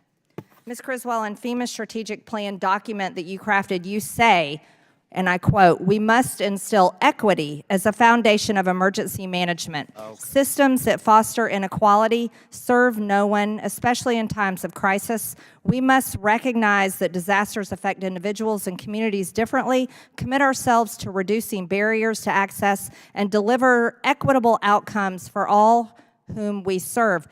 The document adds, underserved communities as well as specific identity groups often suffer disproportionately from disasters. However, thanks to whistleblowers that came out, we found out that Trump supporters were also suffering, apparently worse than others, because their homes were skipped over. And I know you said that you fired the employee that skipped the homes of Trump's, that had Trump signs. But, you know, we don't believe that was a one-time incident. And now we know there's another whistleblower that has come forward and said that this happened in another state. And you see, the reason why Americans don't believe this is a one-time situation is because they're used to being treated as if they're second-class citizens by the Biden administration. Not only has this happened in FEMA, when they were suffering under horrific conditions after this hurricane, it's happened through the Department of Justice, where the Department of Justice has been used against pro-life activists, parents holding their school boards accountable, and people that protested the election on January 6th. This Biden administration, as a matter of fact, you talk about equity, has treated half of this country in our beliefs and how we feel completely unequitable. So on that note, I also want to bring up that you also said, in administering our mitigation programs, we will keep equity considerations top of mind and will include them in the competitive scoring process for programs such as flood mitigation assistance. What exactly is this scoring process that you use when you are choosing organizations to give FEMA funds to? Congresswoman, we have a number of competitive grant programs that provide assistance across a variety of areas. The ones that you are speaking of are part of our mitigation program, where we want to build resilience in these communities so they can be stronger against some of the impacts from the severe weather events we're seeing. But we know that many communities don't have paid staff to write grants. They don't have the resources to be competitive against the larger urban areas.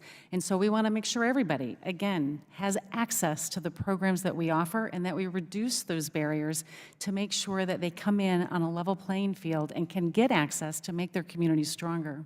Well, in the fiscal year of 2023, FEMA spent nearly $1 billion, $789 million, to shelter illegals in the United States. This past year, it was about $641 million, and this money largely is distributed through NGOs.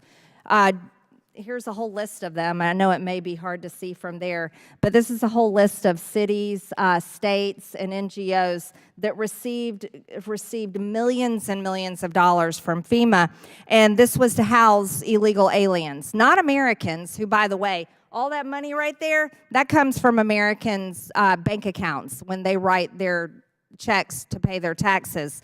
Do you think it's acceptable for billions of American taxpayer dollars to be spent on housing people invading our country, but yet Americans in North Carolina, Georgia, and Florida are still homeless and have yet to fully receive support?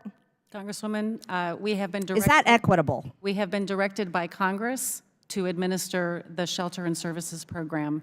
If Congress chooses to change that direction, we will follow that law. Congress is changing that direction, absolutely. We're going to put American citizens first, not migrants, because we don't believe that's equitable. You see, the situation, housing illegal aliens while Americans suffer with Americans' taxpayer dollars, that's not equitable. As a matter of fact, that's the biggest failure that could be ever done to the American people. It's such a failure, it should be treason. And that's how the American people feel. As a matter of fact, regular people are so outraged, they are pissed, furious at the fact that they feel completely failed by FEMA that's funded by their money, and yet their own money went to house illegal aliens that have invaded this country.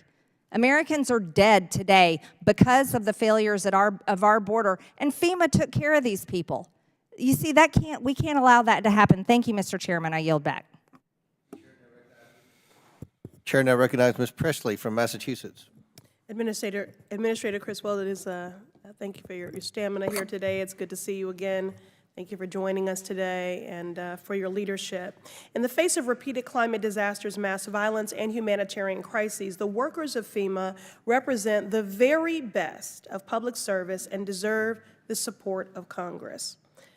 Attempts by Republicans, many of whom are climate and science deniers, in the face of a frequency of events that were once anomalies, but I digress, attempts by Republicans to question the integrity of FEMA workers is a direct attack on FEMA's mission.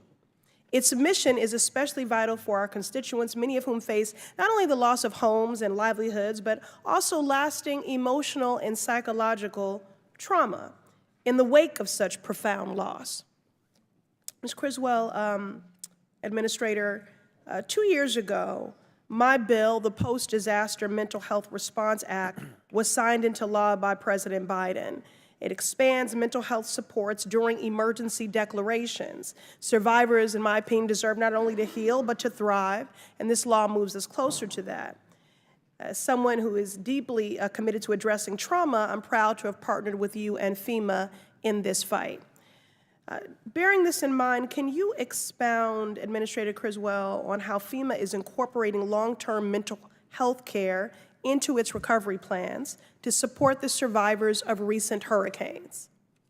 Congresswoman, I appreciate your partnership in pushing that bill forward, because the impact that these citizens have after a disaster is traumatizing. And what we don't want to do is re-traumatize them with the delivery of our programs.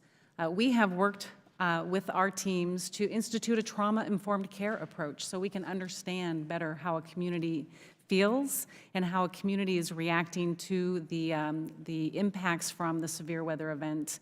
We also have teams that go out into the field, because our staff also get traumatized with the day in and day out conversations with people who have lost everything.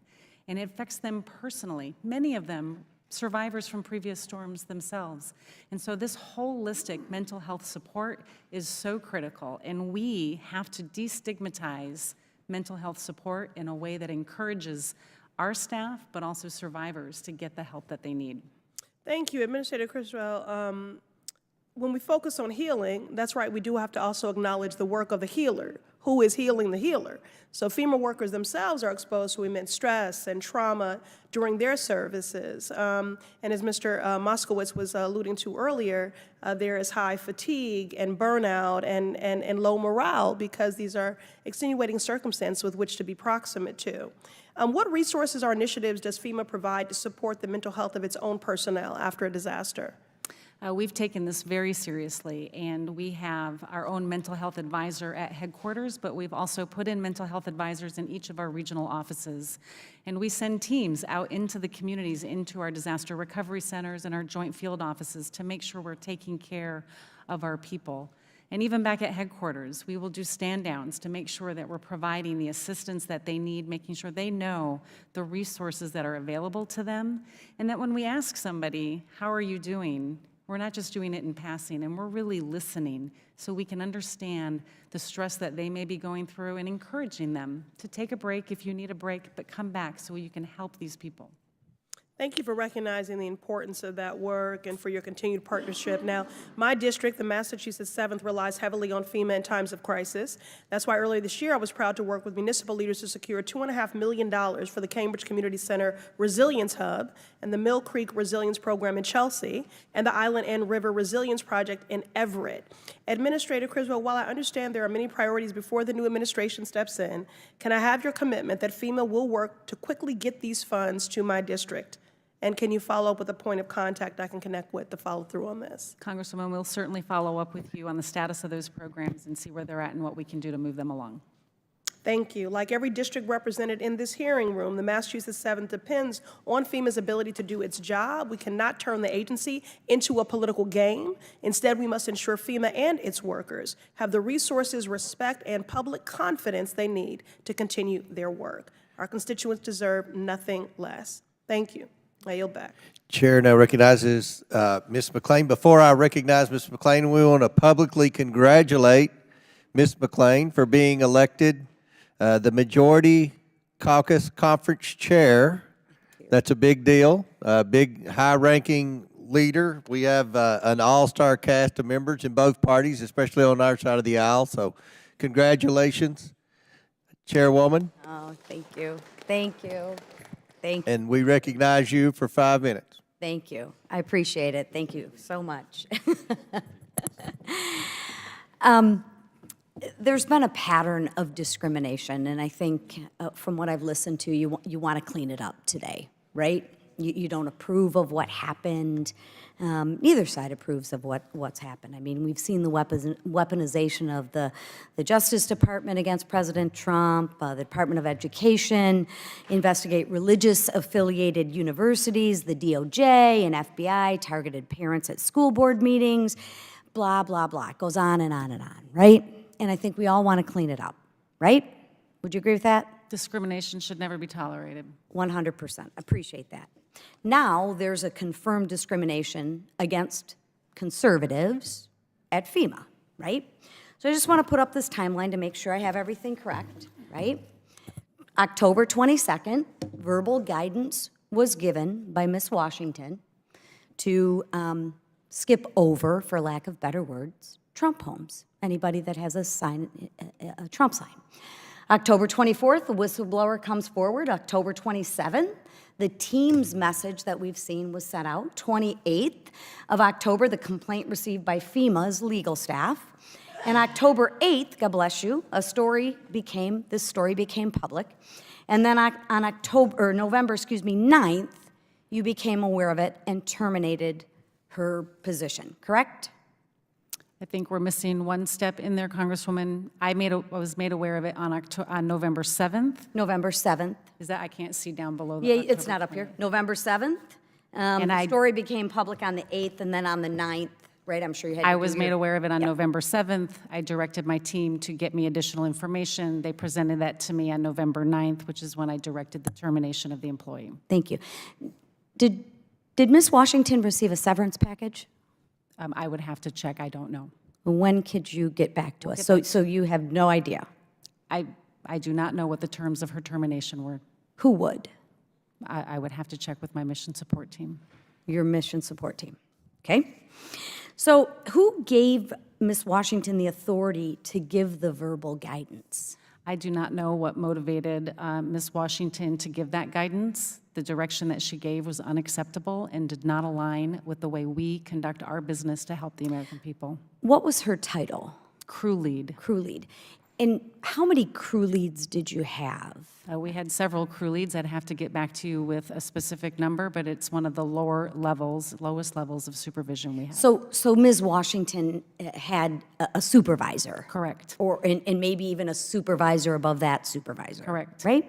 There may be layers upon layers. Okay. Why do you think she felt empowered to give that guidance?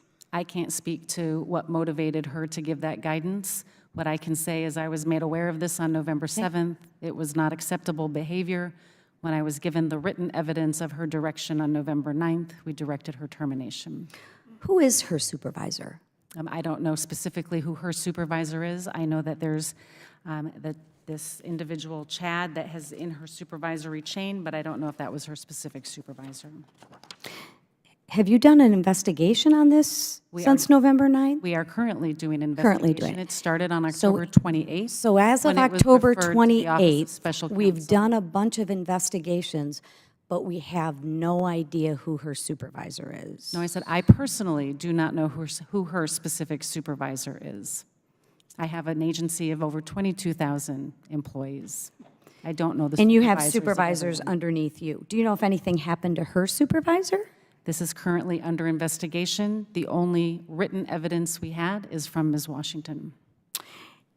So we terminated Ms. Washington 3 weeks after you were made aware of it. Thank God that you were made aware of it, or this could pattern have continuously gone on, because we have layers upon layers, right? You have 22,000 people. I'm sure you have a lot of middle management, right? So you have a crew lead, you might have, I don't know what your hierarchical structure is, but you have layers of management before it gets to you, correct? We follow a very... That's a pretty simple question. Do you have layers of management before it gets to you? A very, That's a great answer. accepted chain of command practice. Wonderful. So I'll use your word. You have a chain of command before it gets to you. But you have no clue about what's happened to that chain of command and why somebody would let that happen under their watch. Do you think that's worthy of investigating? I absolutely think it's wonderful. So when can I expect a report on what has happened to those To people? investigate this. When can we expect that report? And what consequences would you expect for a supervisor who knew this was going on? Would you expect them to be terminated as well? We have an ongoing investigation, and if we find any evidence that shows that there are additional violations of the way we conduct our business, we will certainly take appropriate action. And would appropriate action be terminated? To include Termination? termination. Wonderful. And when can we expect this report? Again, we've asked the IG to do this report, and I can connect with them. Thank you. Gentlelady yields back. Chair now recognize Mr. Goldman from New York. Thank you, Mr. Chairman. I just want to make sure I understand what 4 hours and 20 minutes of fuss is about.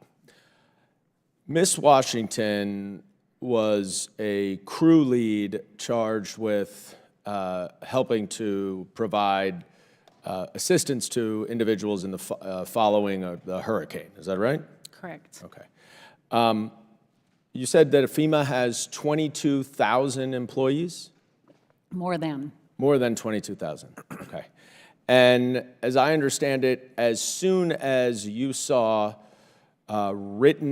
verified written evidence that Ms. Washington used partisanship in executing her job, you immediately terminated her. Correct. And you're now doing an investigation to determine whether anyone else was involved in this. Correct. Seems like that's the right thing to do. You have a bad apple out of 22,000, and you identified it and you fired it. I don't understand what the massive fuss here is. It's obviously, as you say, unacceptable conduct, and you acted immediately. So this, I've not been in here all day, but I've heard the same questions 5 times myself. I'm sure you've heard them many more times. But it does beg the question about what happens to FEMA if partisanship bleeds into its mission. And I want to bring up 2 examples from the last administration. Hurricane Maria, you may recall, in September of 2017, hit Puerto Rico, resulting in nearly 3,000 deaths. Donald Trump was president then, and he blocked the full release of the emergency assistance appropriated by Congress in 2018 and permitted only a small percentage of the money to go to the island. He insisted that Puerto Rico was not in need of that assistance and alleged that the death tolls had been politically inflated, quote, to make me look as bad as possible. In November of 2018, California suffered the most destructive and deadliest wildfire in the state's history. Donald Trump, according to his own former National Security Council staffer, refused to approve disaster aid because the state of California had a Democratic governor and did not vote for him. In fact, this former staffer had to go and pull out the voting records from Orange County where the fire was to show Donald Trump that Orange County had more supporters for Trump than the entire state of Iowa, so that he would ultimately release the funding. Now, that appears to me to inject partisanship in administering disaster relief. Is that your understanding of what I just recited to you, Ms. Criswell? I was not the FEMA administrator during that time, and I would not care to comment on that. Well, I think it's pretty self-evident that that is exactly what it was. And this now has continued in the recent disasters. We're here focused on one rogue employee who was justifiably and correctly fired. But Donald Trump went on a misinformation campaign to slander your organization. He at one point said that President Biden was sleeping and he was not responding to Georgia Governor Brian Kemp. Brian Kemp responded, "The president just called me yesterday afternoon and I missed him and I called him right back and he just say, 'Hey, what do you need?' And I told him, 'We've got what we need. We'll work through the federal process.'" How about this one? Governor Ron DeSantis, everything we've asked for from President Biden, he has approved. And we do think we'll get more approvals. Republican Governor Brian Kemp of Georgia, we got what we need from FEMA. We've had FEMA embedded with us since, a day or two before the storm hit. Governor Glenn Youngkin, Republican of Virginia, I'm incredibly appreciative of the rapid response and the cooperation from the federal team at FEMA. Yet Donald Trump was spreading misinformation that FEMA was not doing its job. And in the last few seconds, I'd like for you to explain how that misinformation hindered FEMA's efforts to provide disaster relief to those in need. Any type of misinformation that creates some type of mistrust in the federal government creates a lack of opportunity for individuals that have been impacted by these disasters to get the assistance that they need and that they're eligible for. And we want to be able to reach out to everybody that has been impacted and assure them that we are there to support them.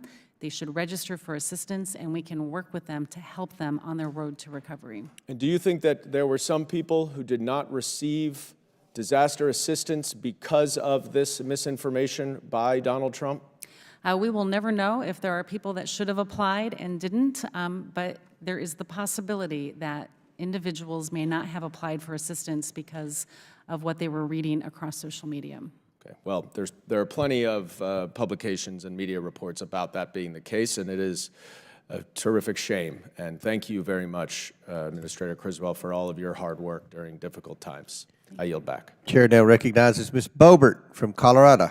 Thank you, Mr. Chairman. Ms. Criswell, I appreciate you being here today. My colleague from Tennessee, Congressman Tim Burchett, had asked you about funding for illegals, those who have come into our country, entered our country illegally, and who were present for some of these storms. And under oath, you stated that only American citizens could apply for additional funding through FEMA. Do you stand by that? American citizens and eligible legal aliens can. Legal aliens, those who have come through the ports of entry legally and have their green card or anything else. Well, we have illegal aliens who have entered our country, and FEMA itself has reported $380 million in additional funding to communities receiving migrants. FEMA awards $110 million to the Emergency Food and Shelter Program to assist migrants. Another FEMA notification, Department of Homeland Security announces distribution of more than $77 million in congressional funding for communities receiving migrants. Politico says New York City to get $104.6 million from FEMA, and the list goes on and on. Even the embassy, the U.S. Embassy in El Salvador chimed in, and so I would say that there's quite a bit of money going towards illegal aliens. And Mr. Chairman, I would like to ask for this to be submitted into the record, these headlines here. Without objection, so ordered. Thank you, Mr. Chairman. Now, Ms. Criswell, we've heard that Ms. Washington said that she's being used as a scapegoat, and I kind of lean to believe that, because here today we have this list of chain of commands. We have supervisors who are all around her, yet we can't point to any specific supervisor who is being held accountable here. We've heard that there's an investigation. We hear about investigations all the time.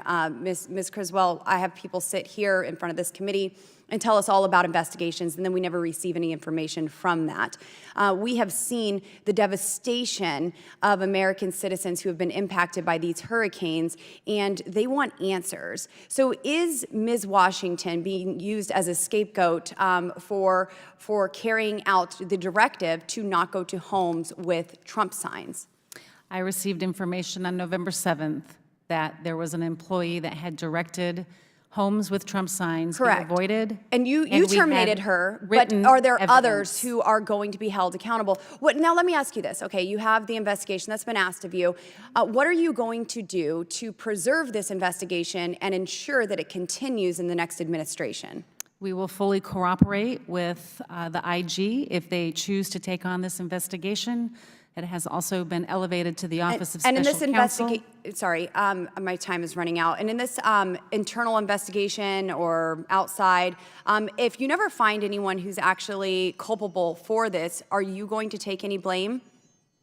We are conducting ongoing investigations. Are you going to take any blame if no one is found? If no one is found, if we find anyone that has been violating the way we deliver assistance, I'll move on. I'm sorry, you're not answering my question directly. So this is a culture that the Biden administration has allowed to cultivate as, and I believe that you are a part of this, as FEMA. And I would hope that you would take responsibility for allowing your employees to discriminate those who they help based on politics, rather than just dismissing it on an investigation. Now, are there barriers within FEMA between public and private partnerships or relationships, or is FEMA only focused on blocking resources from Trump supporters? Can private citizens help in an emergency? The actions of one individual are not representative of the way FEMA delivers its programs. Can FEMA work with private citizens in an emergency to get resources to American citizens? I think you would have to give me some specific examples of what you mean. Okay, so we have Elon Musk. He said, quote, "My blood is boiling." Mr. Chairman, I would like to submit for the record this article that was printed in regards to Elon Musk is being furious over FEMA blocking SpaceX engineers from Without objection, to ordered. So when Elon Musk is furious that he can't get Starlink delivered to folks, when I have Congressman Corey Mills, who has to deploy a mission team to bring 26 systems of Starlink to those who are suffering, when the missing persons list is 1,500 people before Starlink is brought to them by a sitting member of Congress, not by FEMA, and that number goes down to 600 once communication is able to begin, when a member of Congress has to bring 23,000 pounds of supplies, when Elon Musk is saying we want to get internet, we want to get connectivity and communication to citizens, we want to bring supplies, and yet FEMA is blocking supplies. FEMA is seizing supplies. When I have a senior high school student from Rifle, Colorado, Cody Wyatt, who is driving across country to get supplies because FEMA hasn't been seen in 11 days in North Carolina or in Pensacola, Florida, when they aren't present, can citizens help, or is FEMA going to continue to block private citizens and refuse to help those based on their political affiliation? FEMA has never blocked any assistance from moving around any of the states that were impacted. In fact, when Mr. Musk released that statement, we had over 70 Starlink satellite terminals in and around North Carolina, exceeding what he For had 11 already days, said. Congressman Corey Mills did not see a single FEMA representative or truck, and I have witnesses as well in Florida who did not see any help from FEMA for days. We I were would on like the there to ground be. before the disaster started. We'll see You in your can read in investigation. my testimony. We'll I see have- in your investigation I have if it's ever details released. in my testimony, my written testimony, that shows our exact response. You can read the details there. Before I recognize Mr. Burleson, ranking member has a unanimous consent request. Thank you, Mr. Chairman. 3 articles here from Reuters, an article dated October 23, fact check FEMA disaster funds not diverted to migrants by Biden administration. Washington Post, October 4, 2024. No, Biden did not take FEMA relief money to use on migrants, but Donald Trump did. And from Axios, an article dated August 27, 2019, entitled, Trump reallocates $155 million from FEMA disaster relief to fund ICE. And then finally, one other one, which is a FEMA press release from October 1, 2024, entitled, DHS announces $210 million of additional funds to protect faith-based institutions and nonprofits against targeted attacks. Thanks so much. Without objection to order, Chair recognizes Mr. Burleson from Missouri. Thank you, Chairman Comer and Ms. Criswell. Thank you for being here with us today. You know, the underlying facts behind why we're here has got me thinking about, how do we end up at this point? And I think it didn't happen overnight. This is not just one anecdotal story. This is a part of a long list of grievances that the American people have experienced. The whole thing is just very, very familiar. The names change, the agencies change, the bureaucrats change, but the people on the receiving end of it are still the same. You see, the bigger the government, the smaller the individual. And it's these individuals who feel like, and they don't feel like it, they've been told that they're garbage. And they're treated like garbage. And when the President of the United States uses words like, like has been used, deplorables, garbage, Nazis, then one can expect your agencies to treat people in the way in which you're talking about them. As you know, we have a FEMA supervisor that expressly directed volunteers to go door to door offering assistance to bypass the homes of homes that had Trump campaign signs. These are American citizens. These are taxpayers. These are our countrymen and women who just lost everything, all their possessions, and they're being treated like garbage. And look, I know that you have said, and I think you've done well today, that political discrimination is not tolerated within the agency. But it looks to me, and I think it's clear to a lot of Americans that they feel the same way after the election earlier this month, and I think that's why the election results ended up the way they did, because it's the sentiment of the American people. The guy who went through, because they feel like they can relate to the guy who went through all of what was clearly a weaponized prosecution for whether it's the Department of Justice. The American citizens see that while he's being attacked by the Department of Justice, they've been attacked. We had concerned parents at school board meetings labeled as terrorists. We had Catholics labeled as terrorists. We had excessive sentences handed out for pro-life activists, and we had the aggressive targeting of President Biden's political opponents while slow-walking the Hunter Biden criminal investigation. And this is not new, because during the Obama years, we had the IRS was used to target conservative groups. Remember? I mean, we had Lois Lerner and that agency stopping the attempts for groups that had the word Tea Party or Patriot from being able to get tax-exempt status. Or how about during COVID, when the Biden administration pressured social media platforms to censor, quote, disinformation about COVID-19, including alternative treatment options, or their concerns were forced vaccinations, or if somebody had the idea that it leaked from a U.S. government-funded coronavirus lab in Wuhan rather than some animal in a wet market. The American people, who have been called garbage, we saw a federal government do more to stop the distribution of ivermectin and hydroxychloroquine than it did fentanyl. We saw all of these and more. We saw rent-a-riot campaigns like BLM and Antifa not being prosecuted for all of their fires and destruction, but yet when conservatives have a protest, it's called an insurrection. And grandmas and grandpas who supported Trump are still being thrown in jail. We saw financial institutions work with law enforcement to mark Americans as domestic terror threats for buying religious texts or firearms or supporting Donald Trump. There's so many other examples. Trump himself has been attacked by the Department of Justice, Jack Smith, Fani Willis, all this lawfare. We have the FBI censoring information about the Hunter Biden laptop.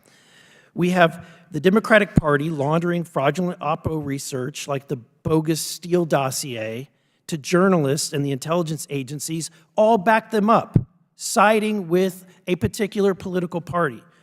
The whole thing was so absurd and stupid, but again, this culture of political bias against conservatives and Trump is how this is cultivated. The American people want and they deserve their government to be nonpartisan. They want their government to be fair. They want justice to be blind. And they're frustrated when they see their government weaponized against them because they dare to support the guy who said, let's drain the swamp. And so this didn't happen overnight. It came from a long litany of events where some Americans were treated like garbage. And I can't wait for DOGE, the Department of Government Efficiency, to get in under the next administration and start making this government work more efficiently. Because this town does need a purge. This town needs an enema. And honestly, I can't wait. Thank you, Mr. Chairman. Gentleman yields back. Chair recognizes Mr. Higgins from Louisiana. Well, that was difficult testimony to follow. That's a tough act. Ms. Criswell, I thank you for being before us today. Mr. Chairman, I have to say to my colleagues on both sides of the aisle, I've had extensive communications and interactions with Ms. Criswell's team, and she has personally responded to many of my inquiries, official inquiries. We've worked through hundreds and hundreds of very complicated claims after Hurricanes Laura and Delta that hit the heart of my district in the middle of COVID. It was the worst thing you could possibly imagine. Very powerful hurricanes, a Category 5 and a Category 4, back-to-back, 1 month apart in the summer of 2020. It was incredibly difficult to respond to.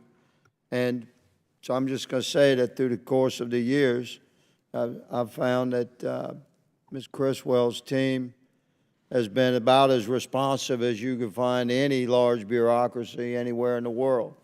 And I would challenge any colleagues that would question the good lady's character, because I have found her character to be fine. She runs an organization that many of us are almost paid to hate, you know.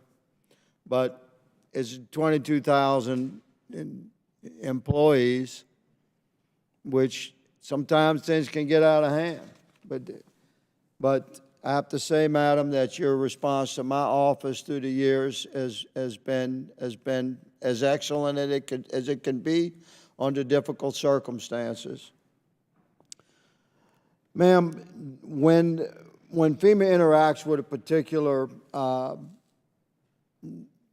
particular government entity or private entity after a disaster, and planning is made and funding is shared for rebuilding, sometimes extensions for work are required. Is that correct?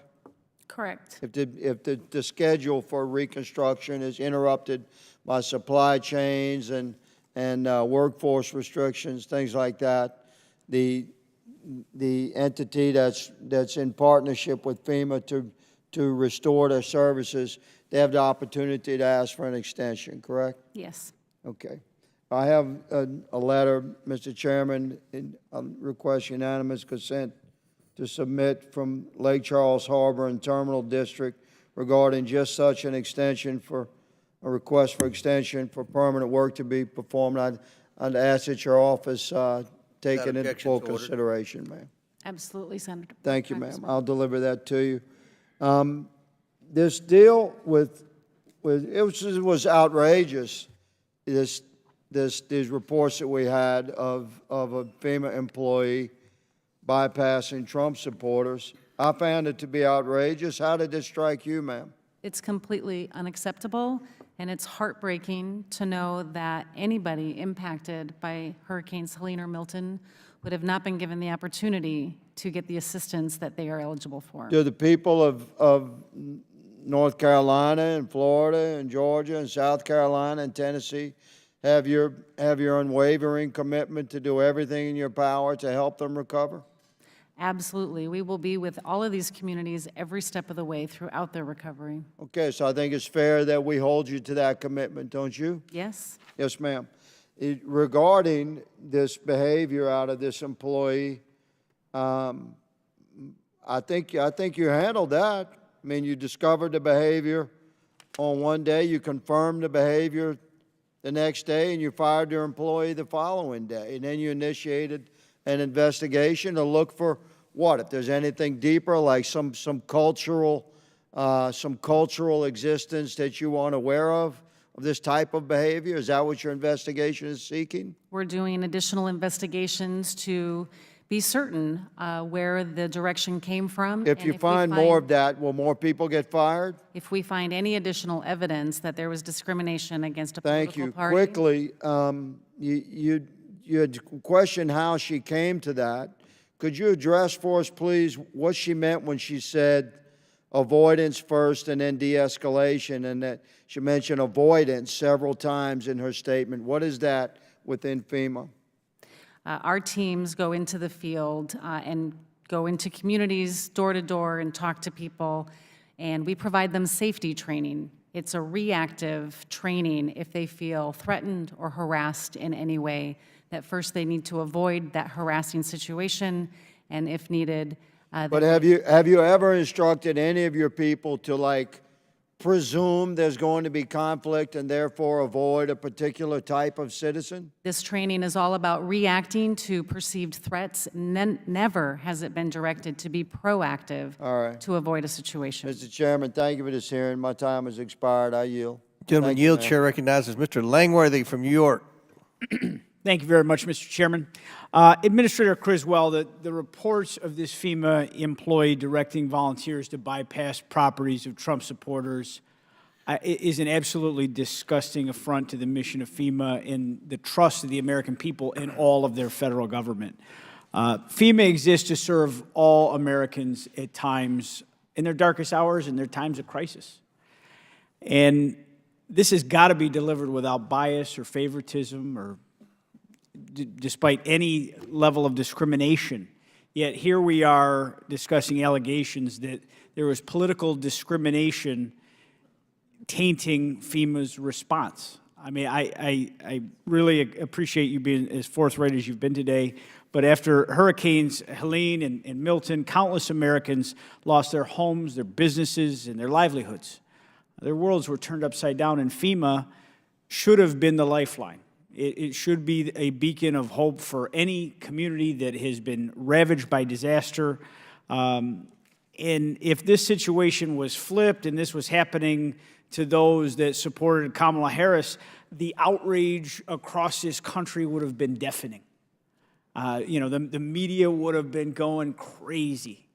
Yet, we didn't have that same level of outrage. This is symptomatic of a dangerous and growing culture of bias throughout this entire federal government. And I would hope that FEMA would be the last agency to ever contribute to that, because you truly are dealing with American citizens at their darkest hour. We need to be about Americans helping Americans, period. End of story. No matter where you are, where you come from, or who you support for President of the United States. When disaster response has been corrupted by political bias and gamesmanship, the American public's faith in this federal government gets broken permanently. And it's really tough to erase that stain. So I take you at face value that you're a person of action, you want to fix this. But what bothers me is how this employee got to this moment and what culture existed around them where they thought it was okay to guide other employees to say, no, skip those houses. I mean, are you aware of any of your employees that felt that Trump supporters were dangerous to approach their homes? What was, in your initial portions of your investigation here leading to the termination of this employee, I mean, what was it that she expressed as to why we would avoid these Trump households? I can't speak to the motivations that drove her to send that message, but the actions that she took were completely unacceptable. We have initiated ongoing investigations, and if we find any further evidence that this is broader than this incident, then we will take appropriate action. I mean, since you've been at FEMA, has political affiliation ever been classified by FEMA or any other federal agency, to your knowledge, as a dangerous community trend? Never. Okay. Did your employees and volunteers go to properties with any signage or flags or memorabilia supporting Kamala Harris or any other of the Democratic candidates running for office across the country? Other than the information that I have from this one incident, we have gone to tens of thousands of homes across all 6 states impacted. So yes or no, are you aware of any directive from supervisors at FEMA to avoid properties with any Democratic or Republican signage for that matter? I have given no evidence, and I am not aware at this time. Okay. I think that this investigation is really important, that you're on, and I'm really going to be looking for a keen interest to the final product, as you finish that product. Any timeline as when that investigation might conclude? We have reached out to the Inspector General to conduct the investigation. I can't speak to what their timeline will be. I think it's really important to restore faith for all Americans in many parts of the federal government, but FEMA in particular. So I really look forward to hearing from you more in the future. In my remaining time, I'd like to quickly revisit a letter that I sent earlier this year urging FEMA to update its methodology for snowstorm-related reimbursements.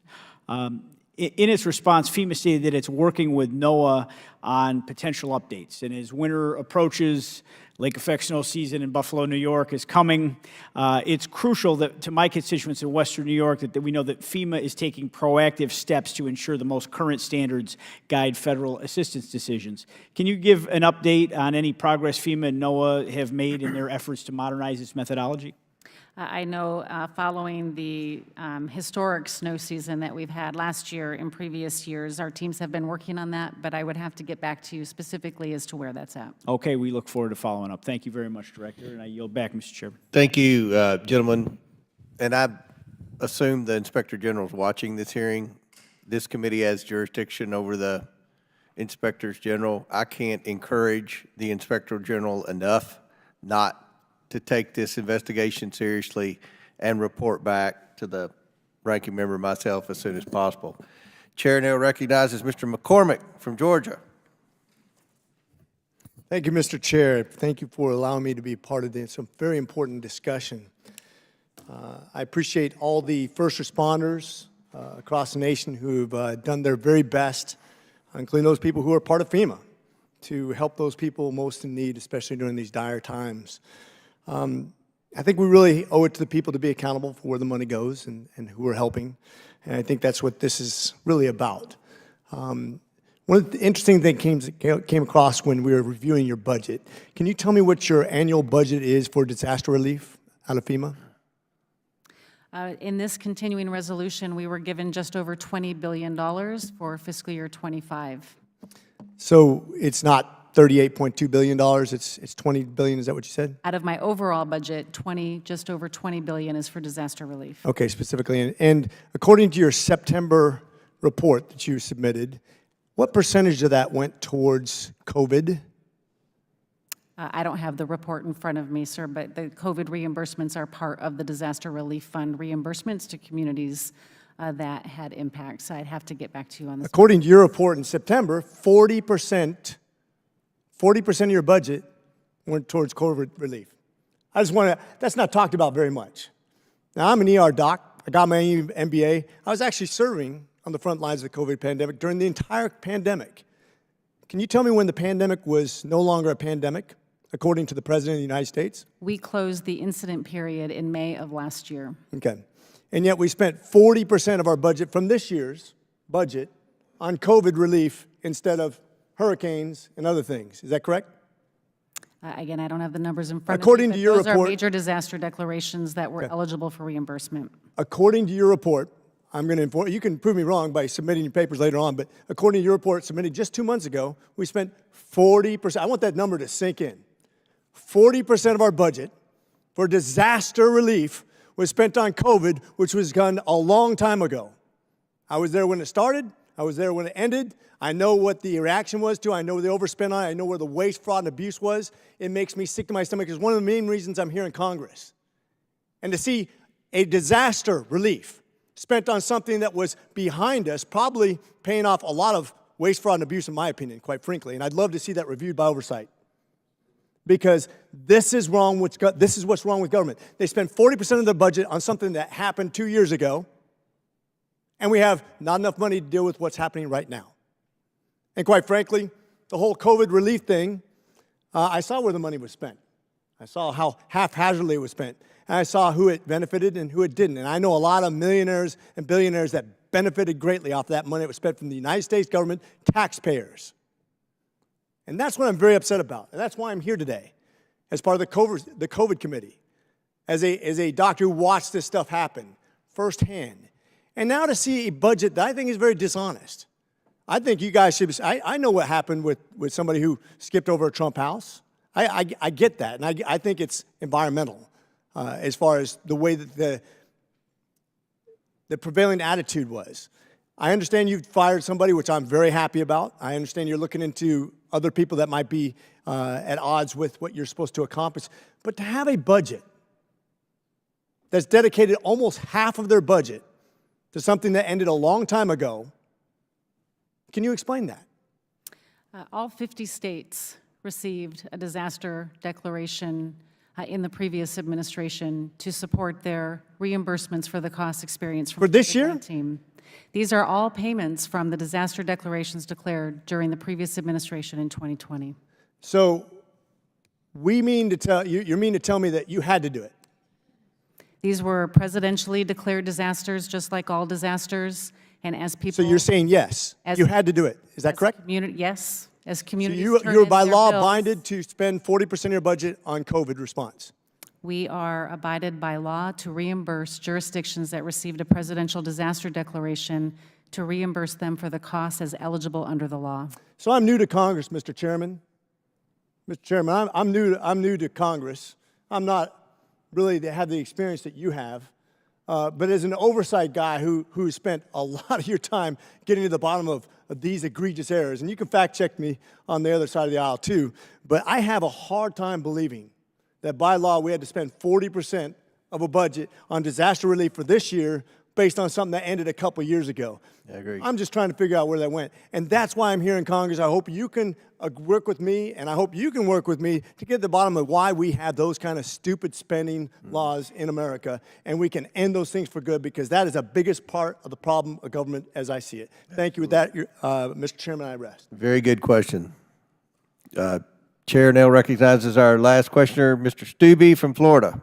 Thank you, Mr. Chairman, and thank you for allowing me to join the committee today in this important hearing. And as I assume that the director knows, my district has been devastated by 6 major hurricanes in just the last 2 years.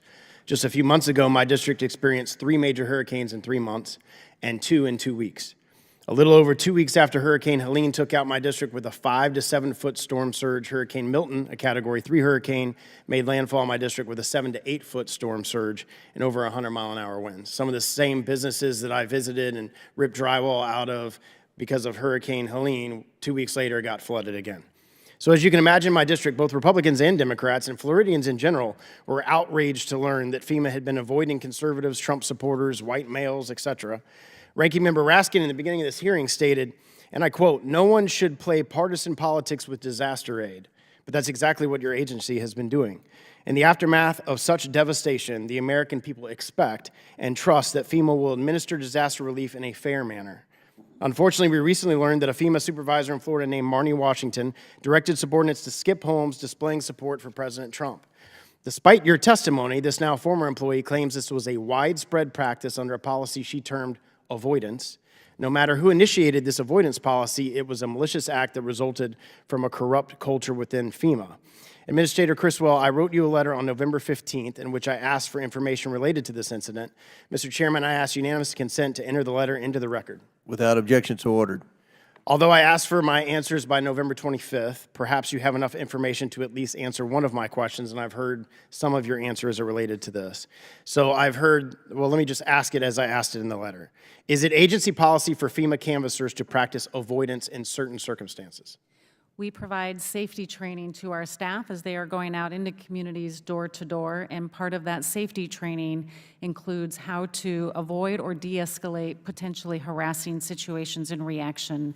None of that is directed at being proactive to avoid certain situations that they may perceive without an actual threat. But it's subjective, right? It's subjective on the person canvassing. So if that person is a Democrat, which you're in a Democratic administration, you're a Democratic appointee, you're probably hiring mostly Democrats over Republicans, you have a Democratic administration. If it's a Democrat who already believes that a Trump supporter, that a Caucasian person is not what they would not feel comfortable talking to that person, because it's subjective in nature, they would skip that house to avoid that. They could do that. No, that would be an unfair Well, characterization. that's not what other people have been saying that has been reported. When did this policy go into place? Did you start this policy? We provide, this policy has been in place since we've had these teams going into the field as they encounter people all the time, and it is designed to be reactive. When was this specific avoidance policy put in place? I would have to get back to you, sir. Okay.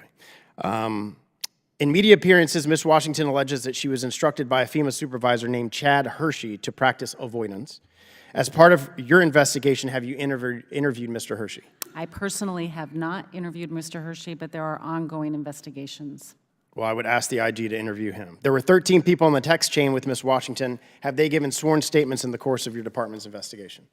I would have to check with the Office of Professional Responsibility as to who they have gotten statements from. Can you provide the names on that text message list, the 13 people that works for FEMA, to this committee to further this investigation and oversight over your... We will work with this committee to provide information as appropriate as part of this investigation. Earlier today in the Transportation Committee, you stated, and I quote, "There is not a widespread culture problem at FEMA." Unfortunately, the evidence contradicts your assertion. In a report published by the Daily Signal, a former FEMA employee, so this isn't Mrs. Washington, this is somebody else, a former FEMA employee who spent over 5 years at your agency stated, and I quote, "FEMA's rotten to a core. It's overstaffed, it's bureaucratic, and they don't really help anybody." Referring to the Trump flag incident, the former employee said, and I quote, "They were told to avoid Trump, avoid any house that has a Trump sign in a verbal meeting. I've seen that happen," we were told. Quote, "Don't go into any house that looks suspicious." They would use words like hick, cowboys, rednecks. You can change that over to Trump supporters and MAGA. So I guess that explains why FEMA has never stopped in my house over the 6 hurricanes that we've had, because I check all 3 of your boxes: a Trump supporter, a white male, and a cowboy. Mr. Chairman, I ask unanimous consent to enter the Daily Signal article into the record. Without objection, so ordered. After the initial story broke, we sent an email to my district requesting any of my constituents who felt like they had been politically discriminated by FEMA. And just since last week, we've had over 35 people who live and reside in my district, who are citizens in my district, who have given us specific instances, factual instances, where they were either overlooked or specifically discriminated against because of their political affiliation. This is the exact type of weaponization of the federal government that put Trump back in the White House. Starting with the DOJ, the FBI, the intelligence agencies, the weaponization of the Justice Department against President Trump, and now it's been weaponized against the American people in the form of disaster aid, and it's atrocious.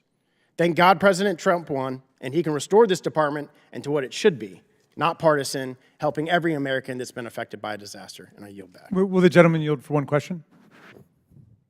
Sure. You were kind enough to quote me at the beginning of your remarks, Mr. Stubbe, saying that partisanship should not enter into the distribution of disaster aid. And I think we've found unanimous agreement on that point with respect to this discrete episode that took place in Florida. But several members on our side have cited the president-elect, when he was president before, withholding aid and altering the distribution of aid, or attempting to California, to other Puerto Rico, other places, on precisely the basis of partisanship. And no one on your side spoke up about that, but since you endorsed the general principle, I wonder if you would agree that if such a thing were to take place by a president, perhaps you disagree with the reporting on it, but if it were to take place, that would be equally or even more wrong than one person doing it on a particular city block. I don't care who the administration is or what agency it is. If they're discriminating against political party beliefs and not getting federal government aid for that, that is wrong, which is why Ashley Moody, our Attorney General of the state of Florida,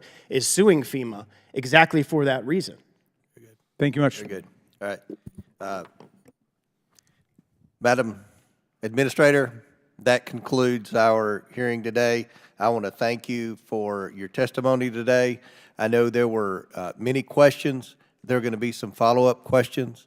We're in communication with other members and other people who have suggested that maybe the incident here wasn't an isolated incident, so we're going to have communication back and forth.